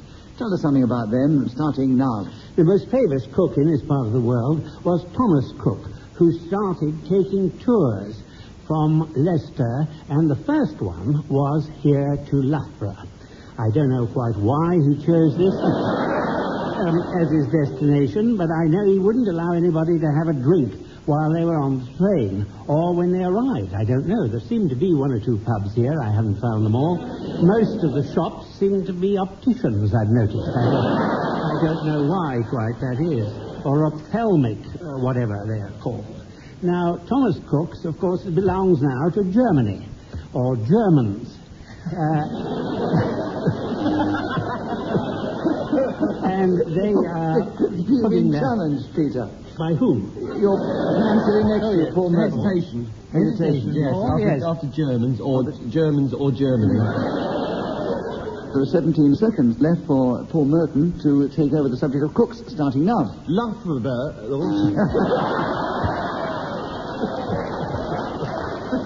What a time to discover a new speech impediment.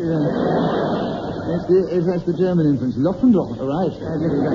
16 seconds, Kit, on cooks, starting now. I think there are far too many cooks on television at the moment. Not only the blessed Delia, of course, but the...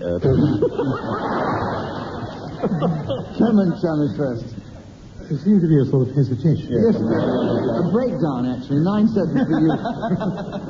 Clement on cooks, very aptly, starting now. If Thomas Cook really had his first outing from Leicester to Loughborough, one would like to know where his second went.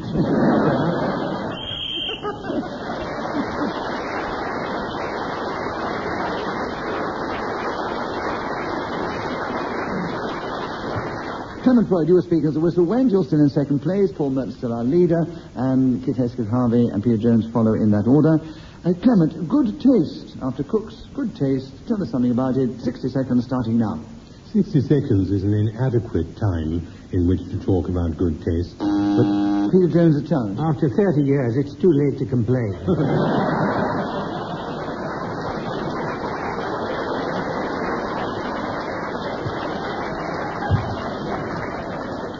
Give Peter Jones a bonus point. We did enjoy the challenge. Clement wasn't deviating within the rules of just a minute, so he keeps the subject. Another point to him. Good taste is still with you. 55 seconds are left, starting now. But good taste is an anagram of oat stodge. And I think this is something which should not be forgotten. Good taste is having all the right things at your fingertips.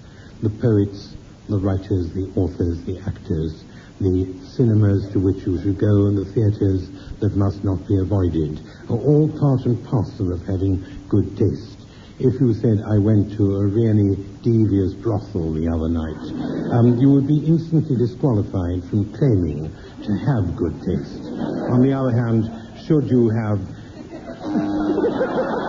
Paul Merton challenge. Hesitation. Yeah, hesitation. You've got the subject. 17 seconds. Good taste, Paul, starting now. I went to a devious brothel the other day where all the women were wearing Nicholas Parsons face masks. And I don't know what it was about it, but it did not get me going. And now that I look at him sitting there in the flesh, I can't think what I was thinking of. I must have been off me chump, because I can see him there and I've got a taste of vomit.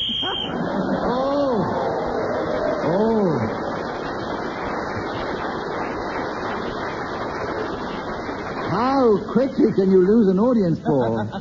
You had them on your side until the vomit. Right. Then, Paul, it's your turn to begin the subject. A good yarn, starting now. When I was 15 years old, I started reading this book by Tolkien called The Lord of the Rings. Now, some people may have read this, and it was certainly recommended to me by a school friend, but it is not a good yarn. I found it thoroughly dull.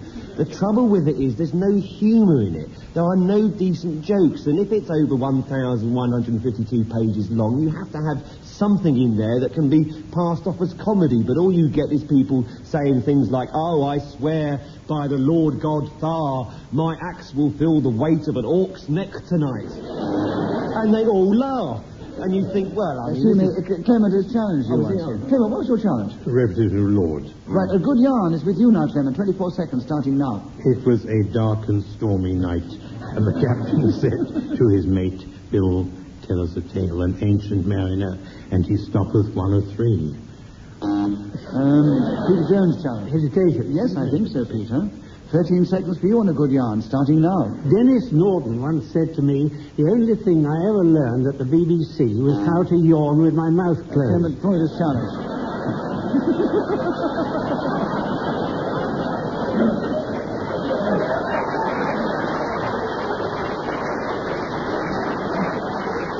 I think the audience have recognised the challenge.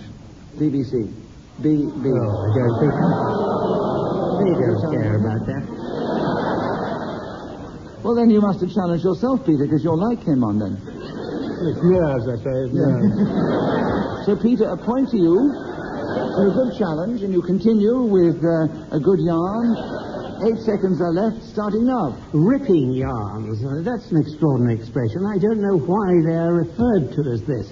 Do they tear up something?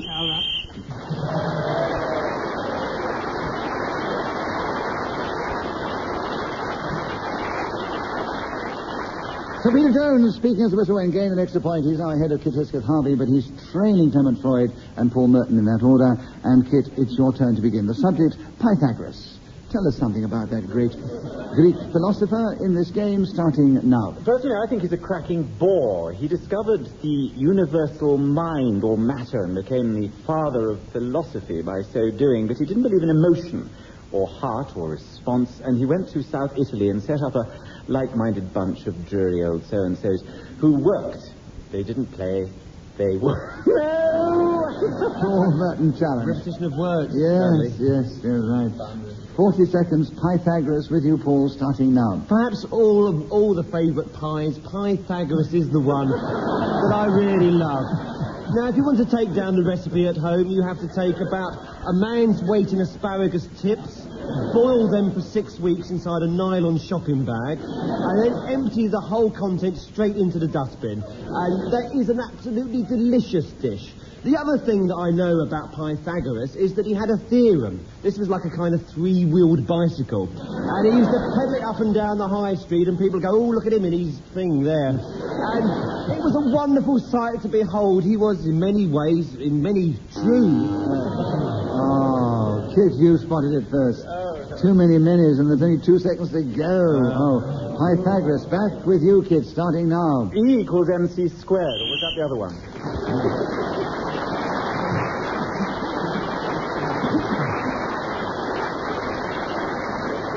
Actually, Paul, I think your buzzer went just before the whistle. I did. I was going to say deviation, because E equals MC squared is Einstein. Yeah. Well, you were right, actually. Right, so, Paul, we got a third of a second on Pythagoras, starting now. And so...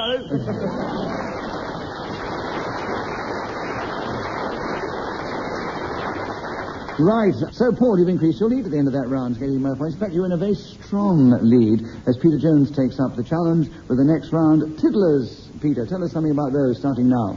I used to go fishing for tiddlers in a little stream that wound its way through the playing fields of the first little grammar school that I attended in Shropshire, and they're sometimes called sticklebacks. If we caught one, we'd take one home in a jam jar, and it would usually die. After a few days, it was always disappointing, one hoped. What Clement Freud has challenged you? He didn't say, of course.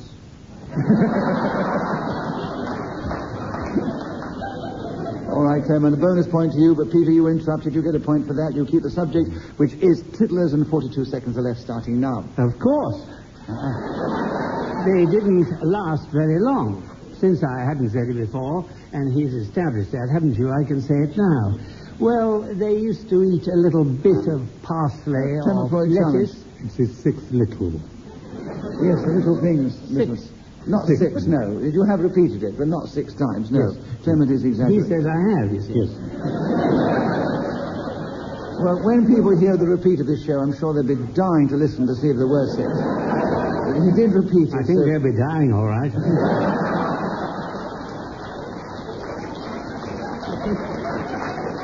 Clement, he did repeat little, so Tiddlers is with you. 29 seconds starting now. The village of Wallies in East Suffolk is probably the tiddler capital of the world. Nowhere will you find more tiddlers in every nook and cranny, in the rivers, in the rivulets which run across the commons. Look where you will and Peter Jones, a challenge. You never find a tiddler in a cranny. No, I've been through all the crannies in Shropshire, and I've never seen a tiddler there. You're talking as a tiddler expert, aren't you? Yes, I am. Yes. You're an authority on the subject. Absolutely. I accept your authority, Peter, and say you have 12 seconds on tiddlers starting now. They can be eaten, of course, if you're very...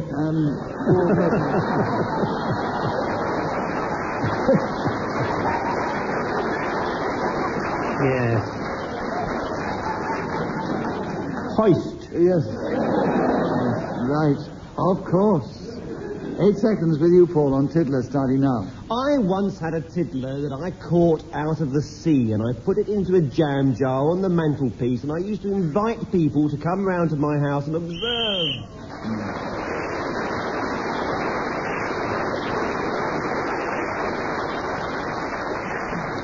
Well, Paul Merton was again speaking as the whistle went and has increased his lead. He's way out there in front of the others. Clement, Freud, Peter Jones and Kit Hesketh-Harvey trail in that order. Not too far, but a little more than usual. And the next round is, alas, the last round, but Clement Freud begins it. Oh, are you sad? Oh, well, you'll have to ask us back next year. Clement, the subject is halcyon days. Will you tell us something about that delightful subject in this game starting now? Well, of course, you don't get too many halcyon days outside Leicestershire. The Hunt, the Fawn, the Cottesmore are all races point to... Oh, yes. Oh, what a frustrating game.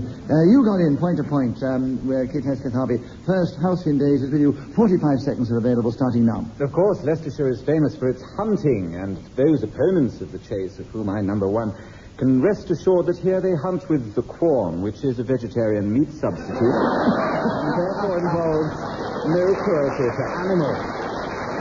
But for me, a halcyon day is... Paul Merton challenge. Oh, well, I buzzed for deviation because we hadn't got to halcyon days, but Kit said halcyon days just as I buzzed, so... All right.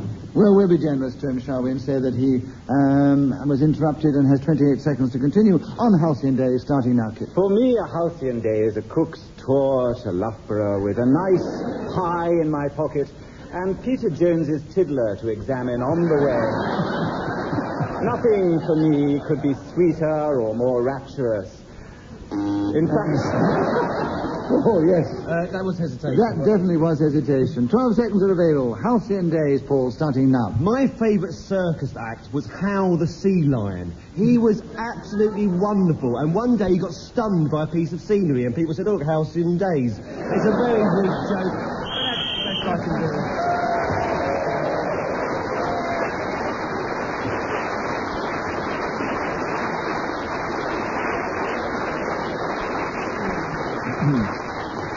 So Paul Merton, with that pun and that ingenious use of language, brought this edition of Just a Minute to a close. For those interested in the points, well, Peter Jones, Kit Hesketh-Harvey were in third place, only 1 point or 2 points behind Clement Freud. But in the lead, quite a long way ahead this week, was Paul Merton. So we say, Paul, you're the winner this week.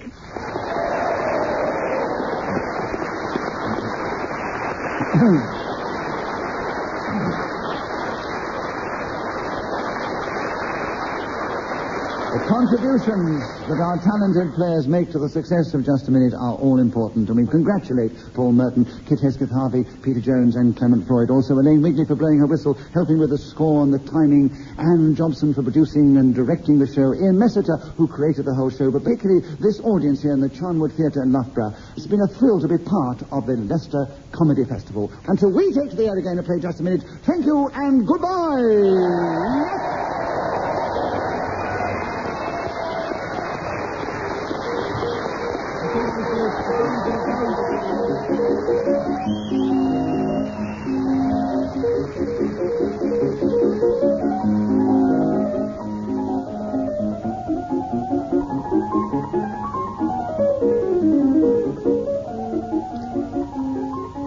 Next week's Just a Minute, the last programme in the current series, comes from the Mayfest in Glasgow, when panellists Clement Freud, Derek Nimmo, Tony Hawkes and Fred MacAulay join Chairman Nicholas Parsons.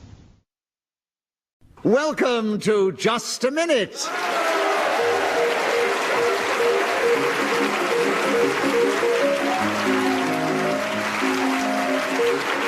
Hello, my name is Nicholas Parsons, and as the minute waltz fades away once more, it is my pleasure not only to welcome our listeners, the audience in the studio, but the four intrepid and experienced players who this week are going to play Just a Minute. We welcome back two young performers who've excelled themselves in the game before, that is Tony Hawkes and Fred MacAulay, and two who have proved their worth over many years of playing Just a Minute, that is Derek Nimmo and Clement Freud. And will you please welcome all four of them?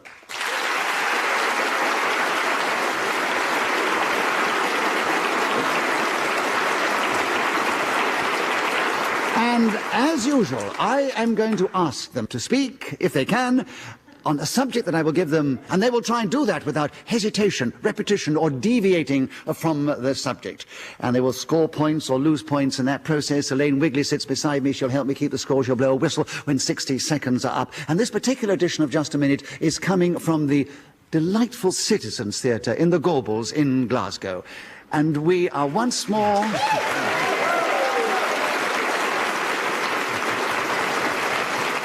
And citizens is the first subject. Let's ask Tony Hawkes to start the show by talking on the subject of citizens. 60 seconds as usual, starting now. Quite some time ago, the citizens of the United Kingdom embarked on their greatest collective task, to elect a new government. And you know, I've been so busy since then, I haven't even bothered to find out who won it. I don't really mind. I don't know why everyone got so excited about it. I haven't picked up a paper. I just don't care. I'm in the Oh, Derek, yes, you were the first challenge of excited. Excitement, yes, Derek. That is a correct challenge. So you get a point for that, and you take over the subject of citizens. There are 33 seconds left, starting now. I'd like to use the word excited too, because I am exactly there to be here in the citizen. So many of my chums have actually performed here. Murray MacDonald, the great London producer, came down and saw on this very stage Stanley Baxter. Took him away. He came to London. I had to play with him, called the Amorous Prawn. I've not ever seen him in pantomime because he always stays here. Tony Hawkes. What's the matter now? He's not actually completing any words. I'm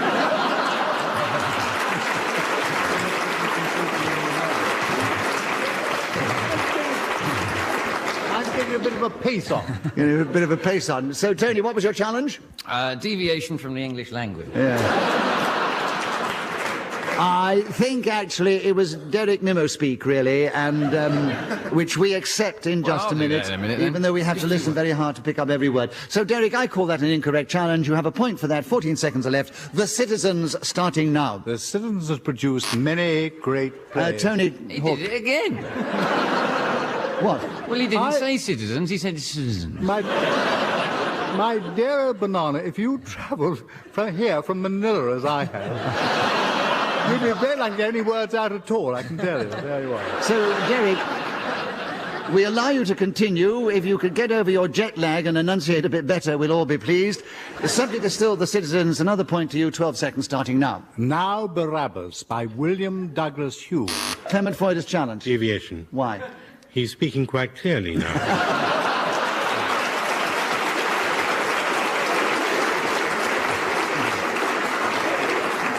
Clement, we give you a bonus point because we liked the challenge, but it wasn't anything wrong within the rules of Just a Minute, so Derek keeps the subject. 8 seconds are left. The Citizen starting now. A Day in the Life of Joe Egg by Peter Nichols was performed on this very...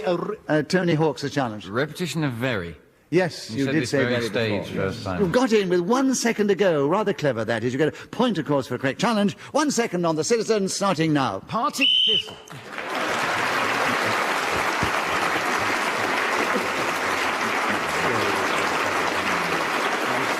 At the end of that round, whoever's speaking, by the way, when the whistle goes, gains an extra point. It was Tony Hawks. He has 2 points. Derek Nimmo got most points in that round. In fact, he got almost as many as last time he was playing here. But he did extremely well in spite of his jet lag, which he talked about. And Derek, we'd like you to take the next round. The subject is porridge. What an apt subject for a Glasgow show before a Glasgow audience. Porridge. Tell us something about it. Starting now. Porridge is the most delightful dish, and the good thing about it, it totally foxes the French. When they see it lurking on a sideboard, they don't know whether it's a pudding or what it is. And I do like that very much. Actually, if one travels across the Black Isle from Inverness to Loch Licket, and with your little billy can, boil the water, put it in the oatmeal, and then you can have your porridge afterwards. My goodness, it does take frightfully good. It was also a television comedy show with Ronnie Barker and that very nice young Beckworth boy who so sadly died. Tony Hawk's challenge. Sadly, his name was also Beckinsale.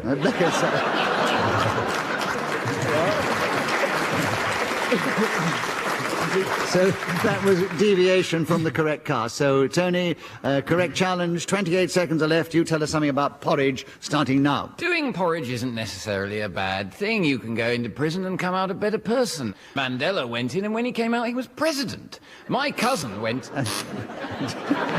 Fred, you challenged. Yeah, that's incorrect. I don't know quite whether that's nearest deviation. No, you're quite right. He didn't come out as president. After he came out, later he was elected president. And you can come out as a homosexual, but I don't think you can come out as a president. Hello, I've been keeping this secret from you. I'm the president. Right.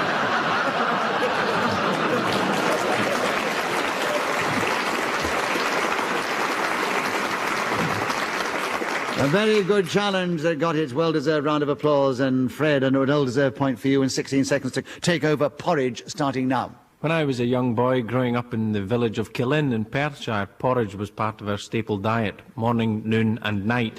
We cooked it once a week on the Sunday and then cut it into slabs on the Monday and put it away in the drawer where it would lie there festering in the cold.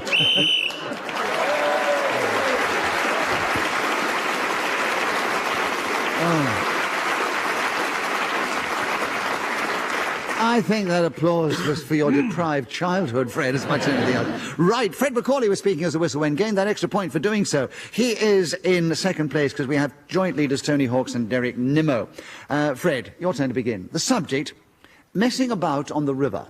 Sounds a frightfully English subject to bring up to Glasgow. But anyway, tell us something about messing about on the river, starting now. Well, the only river I've ever messed about on was the Clyde, just a short hop and a skip from here, from the Gorbals, and I've often wondered what a single Gorbal would look like. But another time we will discuss that, because messing about in a river brings to mind... Clement Freud's challenge. Repetition of the sea.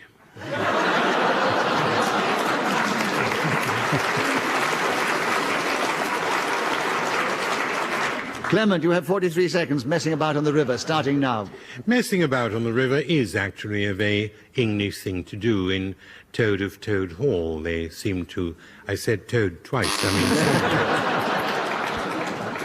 What a sporting player. Tony, you got in first. 34 seconds messing about on the river, starting now. No ship's captain worth his salt would allow messing about on a river. These senior officers have incredible powers when they're on board ship. They can actually marry you. It's never happened to me. Perhaps one's never fancied me enough. I've never really known. I messed about on the river with Rosemary Wilcox many years. Quite some exciting time we had. The boat was rocking quite a lot, I have to say. But this was not for the reasons that you have jumped to. The reason was... Clement challenge. Repetition. Yes, there were too many reasons, but I can understand the Rosemary. One reason, really, yes. to be honest. 8 seconds are left for you, Clement. Messing about on the river, starting now. Messing on board ship always means providing provender, food, porridge, the sort...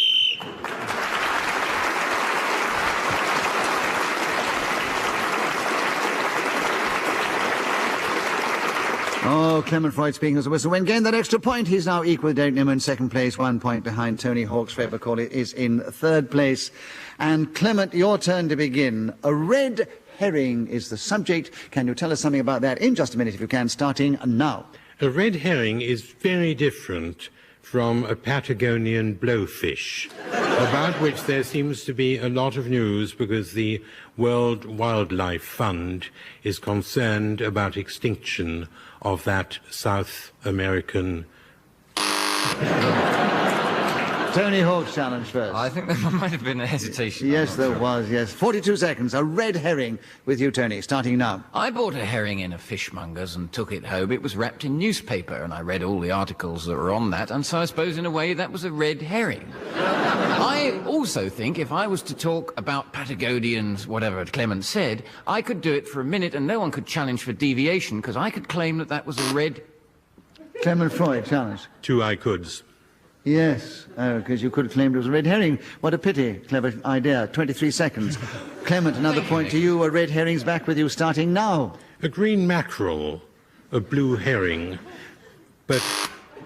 Derek Nimmo challenge. Hesitation. Hesitation, I agree, Derek. 18 seconds. Tell us something about a red herring, starting now. They used to put a dried, red, smoked herring in front of the hounds to put them off their scent. A very mean thing to do, and that's why it was called a red herring.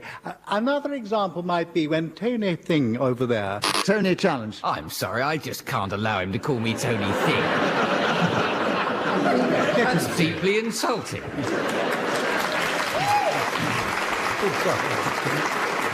So that is deviation from your correct name. Deviation from decent manners. I'm surprised at you, Derek. Right. What is your last name? Derek Waddy. 3 seconds. A red herring is back with you, Tony, starting now. The Patagonian fish cake...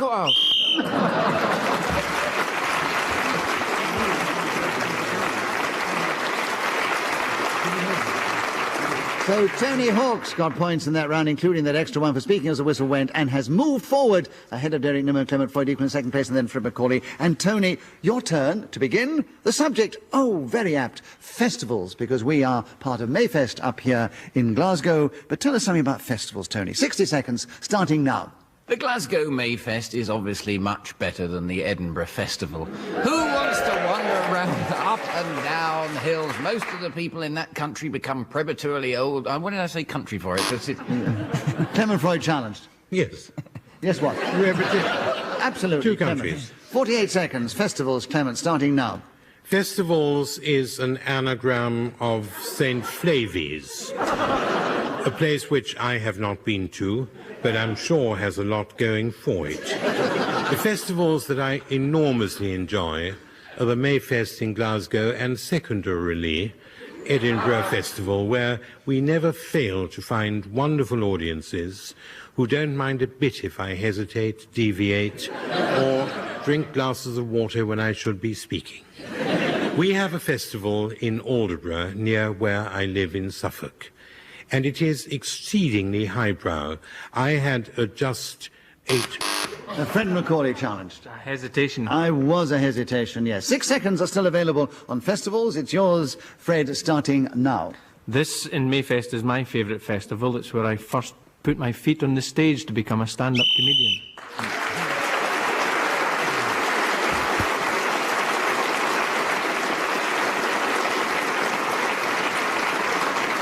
Fred MacAulay got that extra point for speaking as the whistle went. And Derek Nimmo, it's your turn to begin. The subject, Macintosh. Tell us something about that in this game, starting now. Charles Macintosh, a citizen of Scotland, invented the Macintosh, which is named obviously after him, in 1823 when he put some rubber and combined it with some pitch tar. And it has become a generic name, rather like Biro or Hoover, or dare I say, Freudian. It's one of those things which makes you terribly happy in life. I think I would love to have a Nimmo called after me, but I won't. Tony Hawk's challenge. I'd just like to say I'd like to have a thing named after me.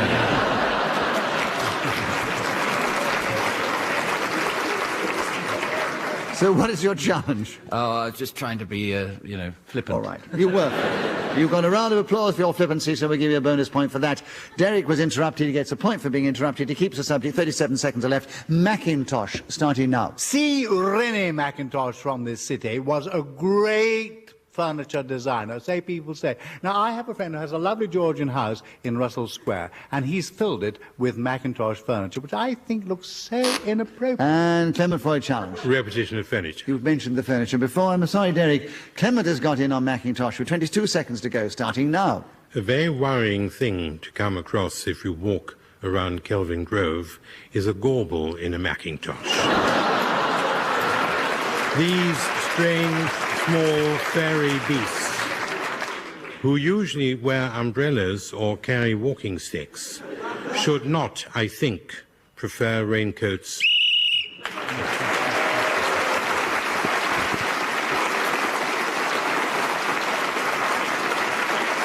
Clement was then speaking as the whistle went, gained that extra point. He's moved forward. He's one behind our leader, Tony Hawks. He's just ahead of Derek Nimmo and Fred MacAulay in that order. And Fred, your turn to begin. A good egg. I'm sure you are one, but can you talk about the subject in this game, starting now? It is a curious expression, a good egg. Tony Hawks, a good egg?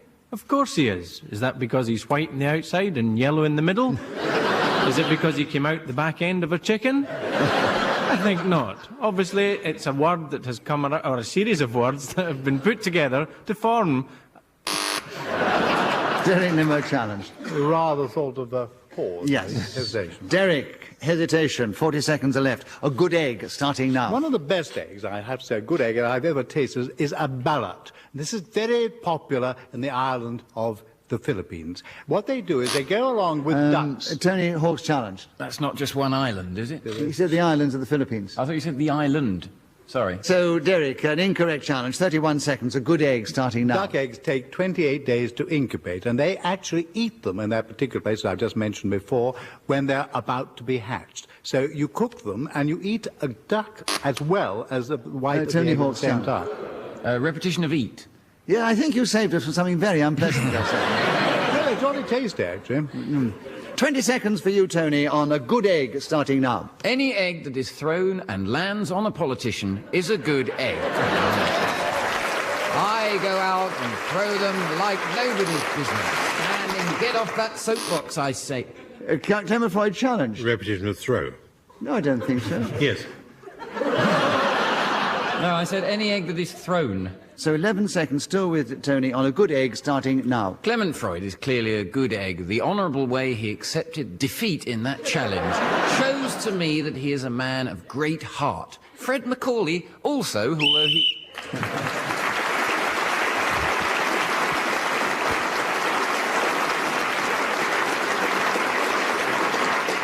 Tony Hawks is also a good egg, and he kept going on the subject until the whistle went, gained that extra point for doing so. He's increased his lead at the end of the round. Clement Freud, will you take the next round? The subject, poaching.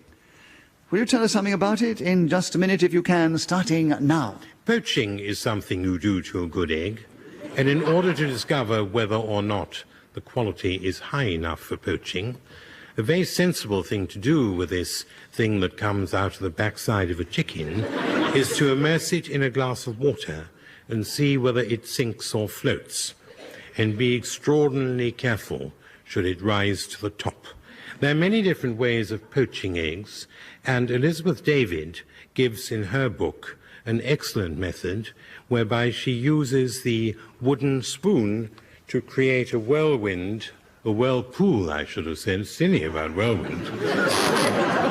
Fred, you challenged. He was doing so well, he didn't repeat himself until he said, I shouldn't have said whirlwind. So it's repetition. Of whirl, that's right. So 19 seconds for you, Fred, on poaching, starting now. If we'd been good and eaten our porridge all week, then on the Friday my father would go out and poach for us a good egg, which would have been from a gorble. It would take him days to hunt it down, but if he stalked it carefully up the heather moors, then we could be sure that poaching was well...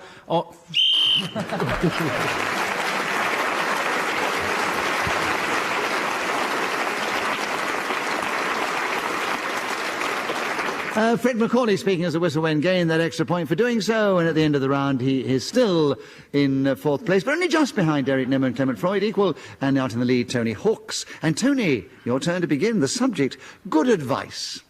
Have you given any? Have you received any? Can you talk about it, starting now? My grandfather, a man of great wisdom, said to me once, "Son," he was wise, he wasn't very good with generations, "to whatever extent you have placed the responsibility for your feelings of love and wholeness on someone else is the degree to which you are bound to disappointment."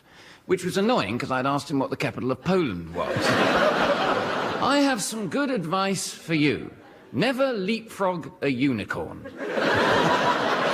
When I first came on this programme, I asked Paul Merton, my friend, for some good advice on how to play it, and he said it's easy, just take the piss out of Nicholas. And I have to say I've followed that advice very closely, and it's never let me down. Although it seems rather unfair on our fine, upstanding chairman, although he's seated at the moment. He will stand later. Oh, Derek Nimmo challenged. Stand, repetition. What a pity. I was enjoying that last bit. And you know, he kept going for 53 seconds. Without hesitation, repetition would be the... Almost had the full minute. Anyway, Derek, you got him with the correct challenge. There are 7 seconds left. Good advice starting now. Good advice is what I give to my children, and they completely ignore it. Never a borrower or a lender be.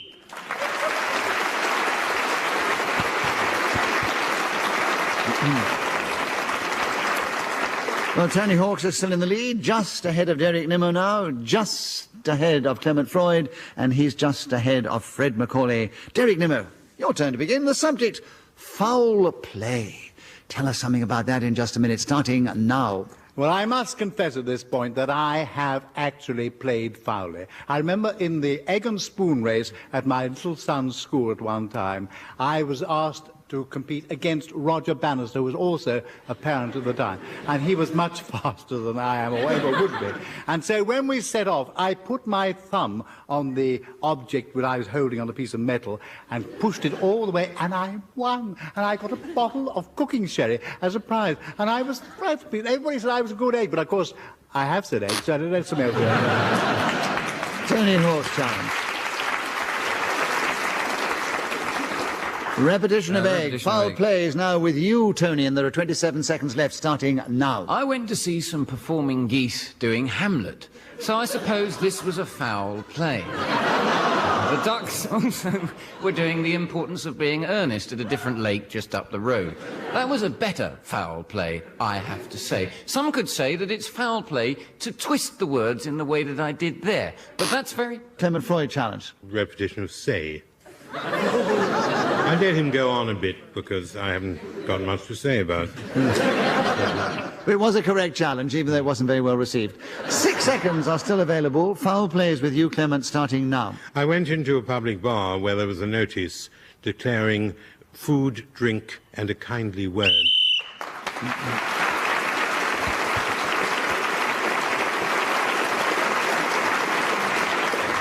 Well, the position has not changed throughout the whole of this edition of Just a Minute.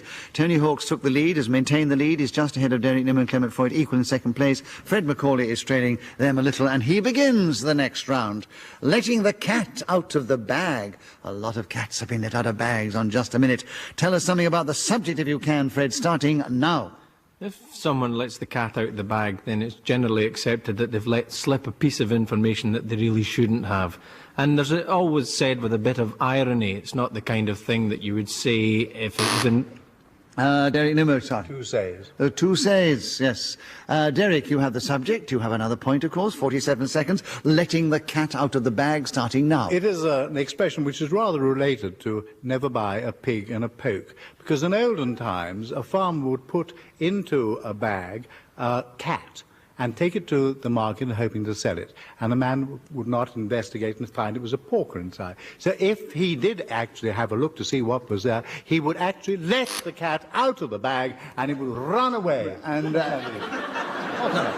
Clement Freud challenged you before you got to the runaway, yes. On the second, actually. Yeah, on the second, actually. There are always a lot of actually. Yes. 26 seconds, Clement, letting the cat out of the bag, starting now. I think this is probably a culinary expression. There's a lot of cooking in the bag that goes on, and letting the cat out of the bag would presuppose that you put one into it first. I'm not a tremendous gourmet when it comes to feline creatures, but there must be bits of cat which would be wholly delicious. They agree. Tony Hawk's challenge. Well, he just stopped, didn't he? I know. I was listening to the audience reaction. I know. And you got it, too. They were quite Glaswegian disgusted. cat. Right, Tony, you've got him with 3 seconds to go on letting the cat out of the bag, starting now. John Major let the cat out of the bag when he said, when our...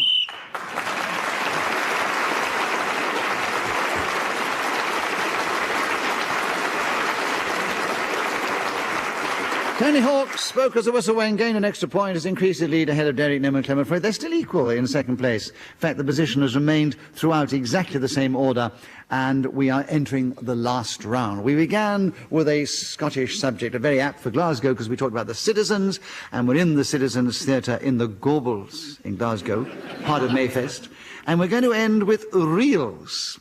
Clement, you have 60 seconds starting now. For an only child to try and dance an eightsome reel was always a difficult matter, but we had something called French knitting, which was done with cotton reels, into which 4 nails were stuck, and you bought wool, and you carried a bit of woolen thread over a nail onto another, and out came an endless sausage of woven material with which you never quite knew what to do. I made tea cozies and mats, serviette rings and napkin holders, and the thing kept coming out onwards and on. There was no end to the... Fred MacAulay's challenge. I just realised there was a repetition of onwards and onwards. Yes. Did you not? No. Oh, no, well, Onwards and on, I said. Onwards and on. Onwards But and on. did you close down the second word? Did you? That's right, which is a slight deviation from English as we understand it, but it doesn't really matter. Do you want to carry on, Fred? You're not going to win, but would you like to finish the show for us? I think and Clement can't win either, even if he gets the point. So, reels is with you, Fred MacAulay, starting now. And he thinks so much, yes. Hesitation, he can win, you know. With your help like that, another point to him. Yes, of course he can. Another point for an incorrect challenge. Fred.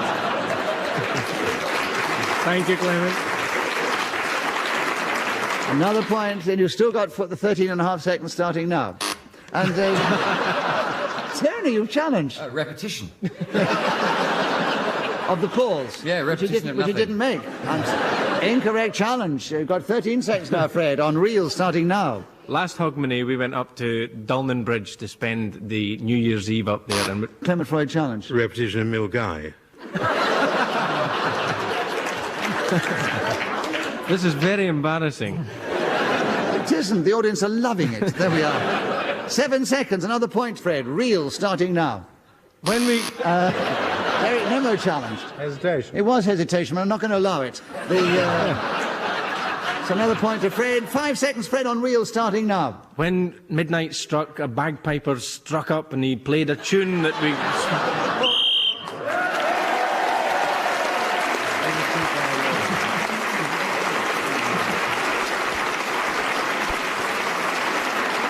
Thank you. So, Fred MacAulay kept going magnificently until the whistle went, gained an extra point for doing so, and as we come to the end of this edition of Just a Minute, he has now finished up in very fair, because I always say it's not the points, it's the contribution they make, and it's all wonderful, but equal in second place are Fred MacAulay, Derek Nimmo and Clement Freud, so that's very fair, isn't it?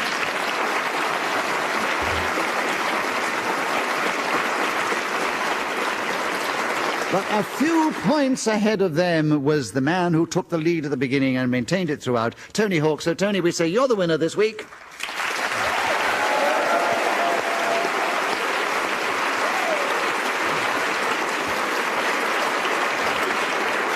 And we thank them all for their great contribution to the fun that we try to generate in just a minute. I thank Elaine Wigley for keeping the score and also blowing her whistle so delicately when the 60 seconds were up. And Jobson for producing and directing the show. Ian Messiter for creating the show for us all to play. And this audience here in the Glasgow Citizens Theatre who've come to enjoy themselves. We've been privileged to be part of Mayfest. So from all of us here and me, Nicholas Parsons, thank you and goodbye!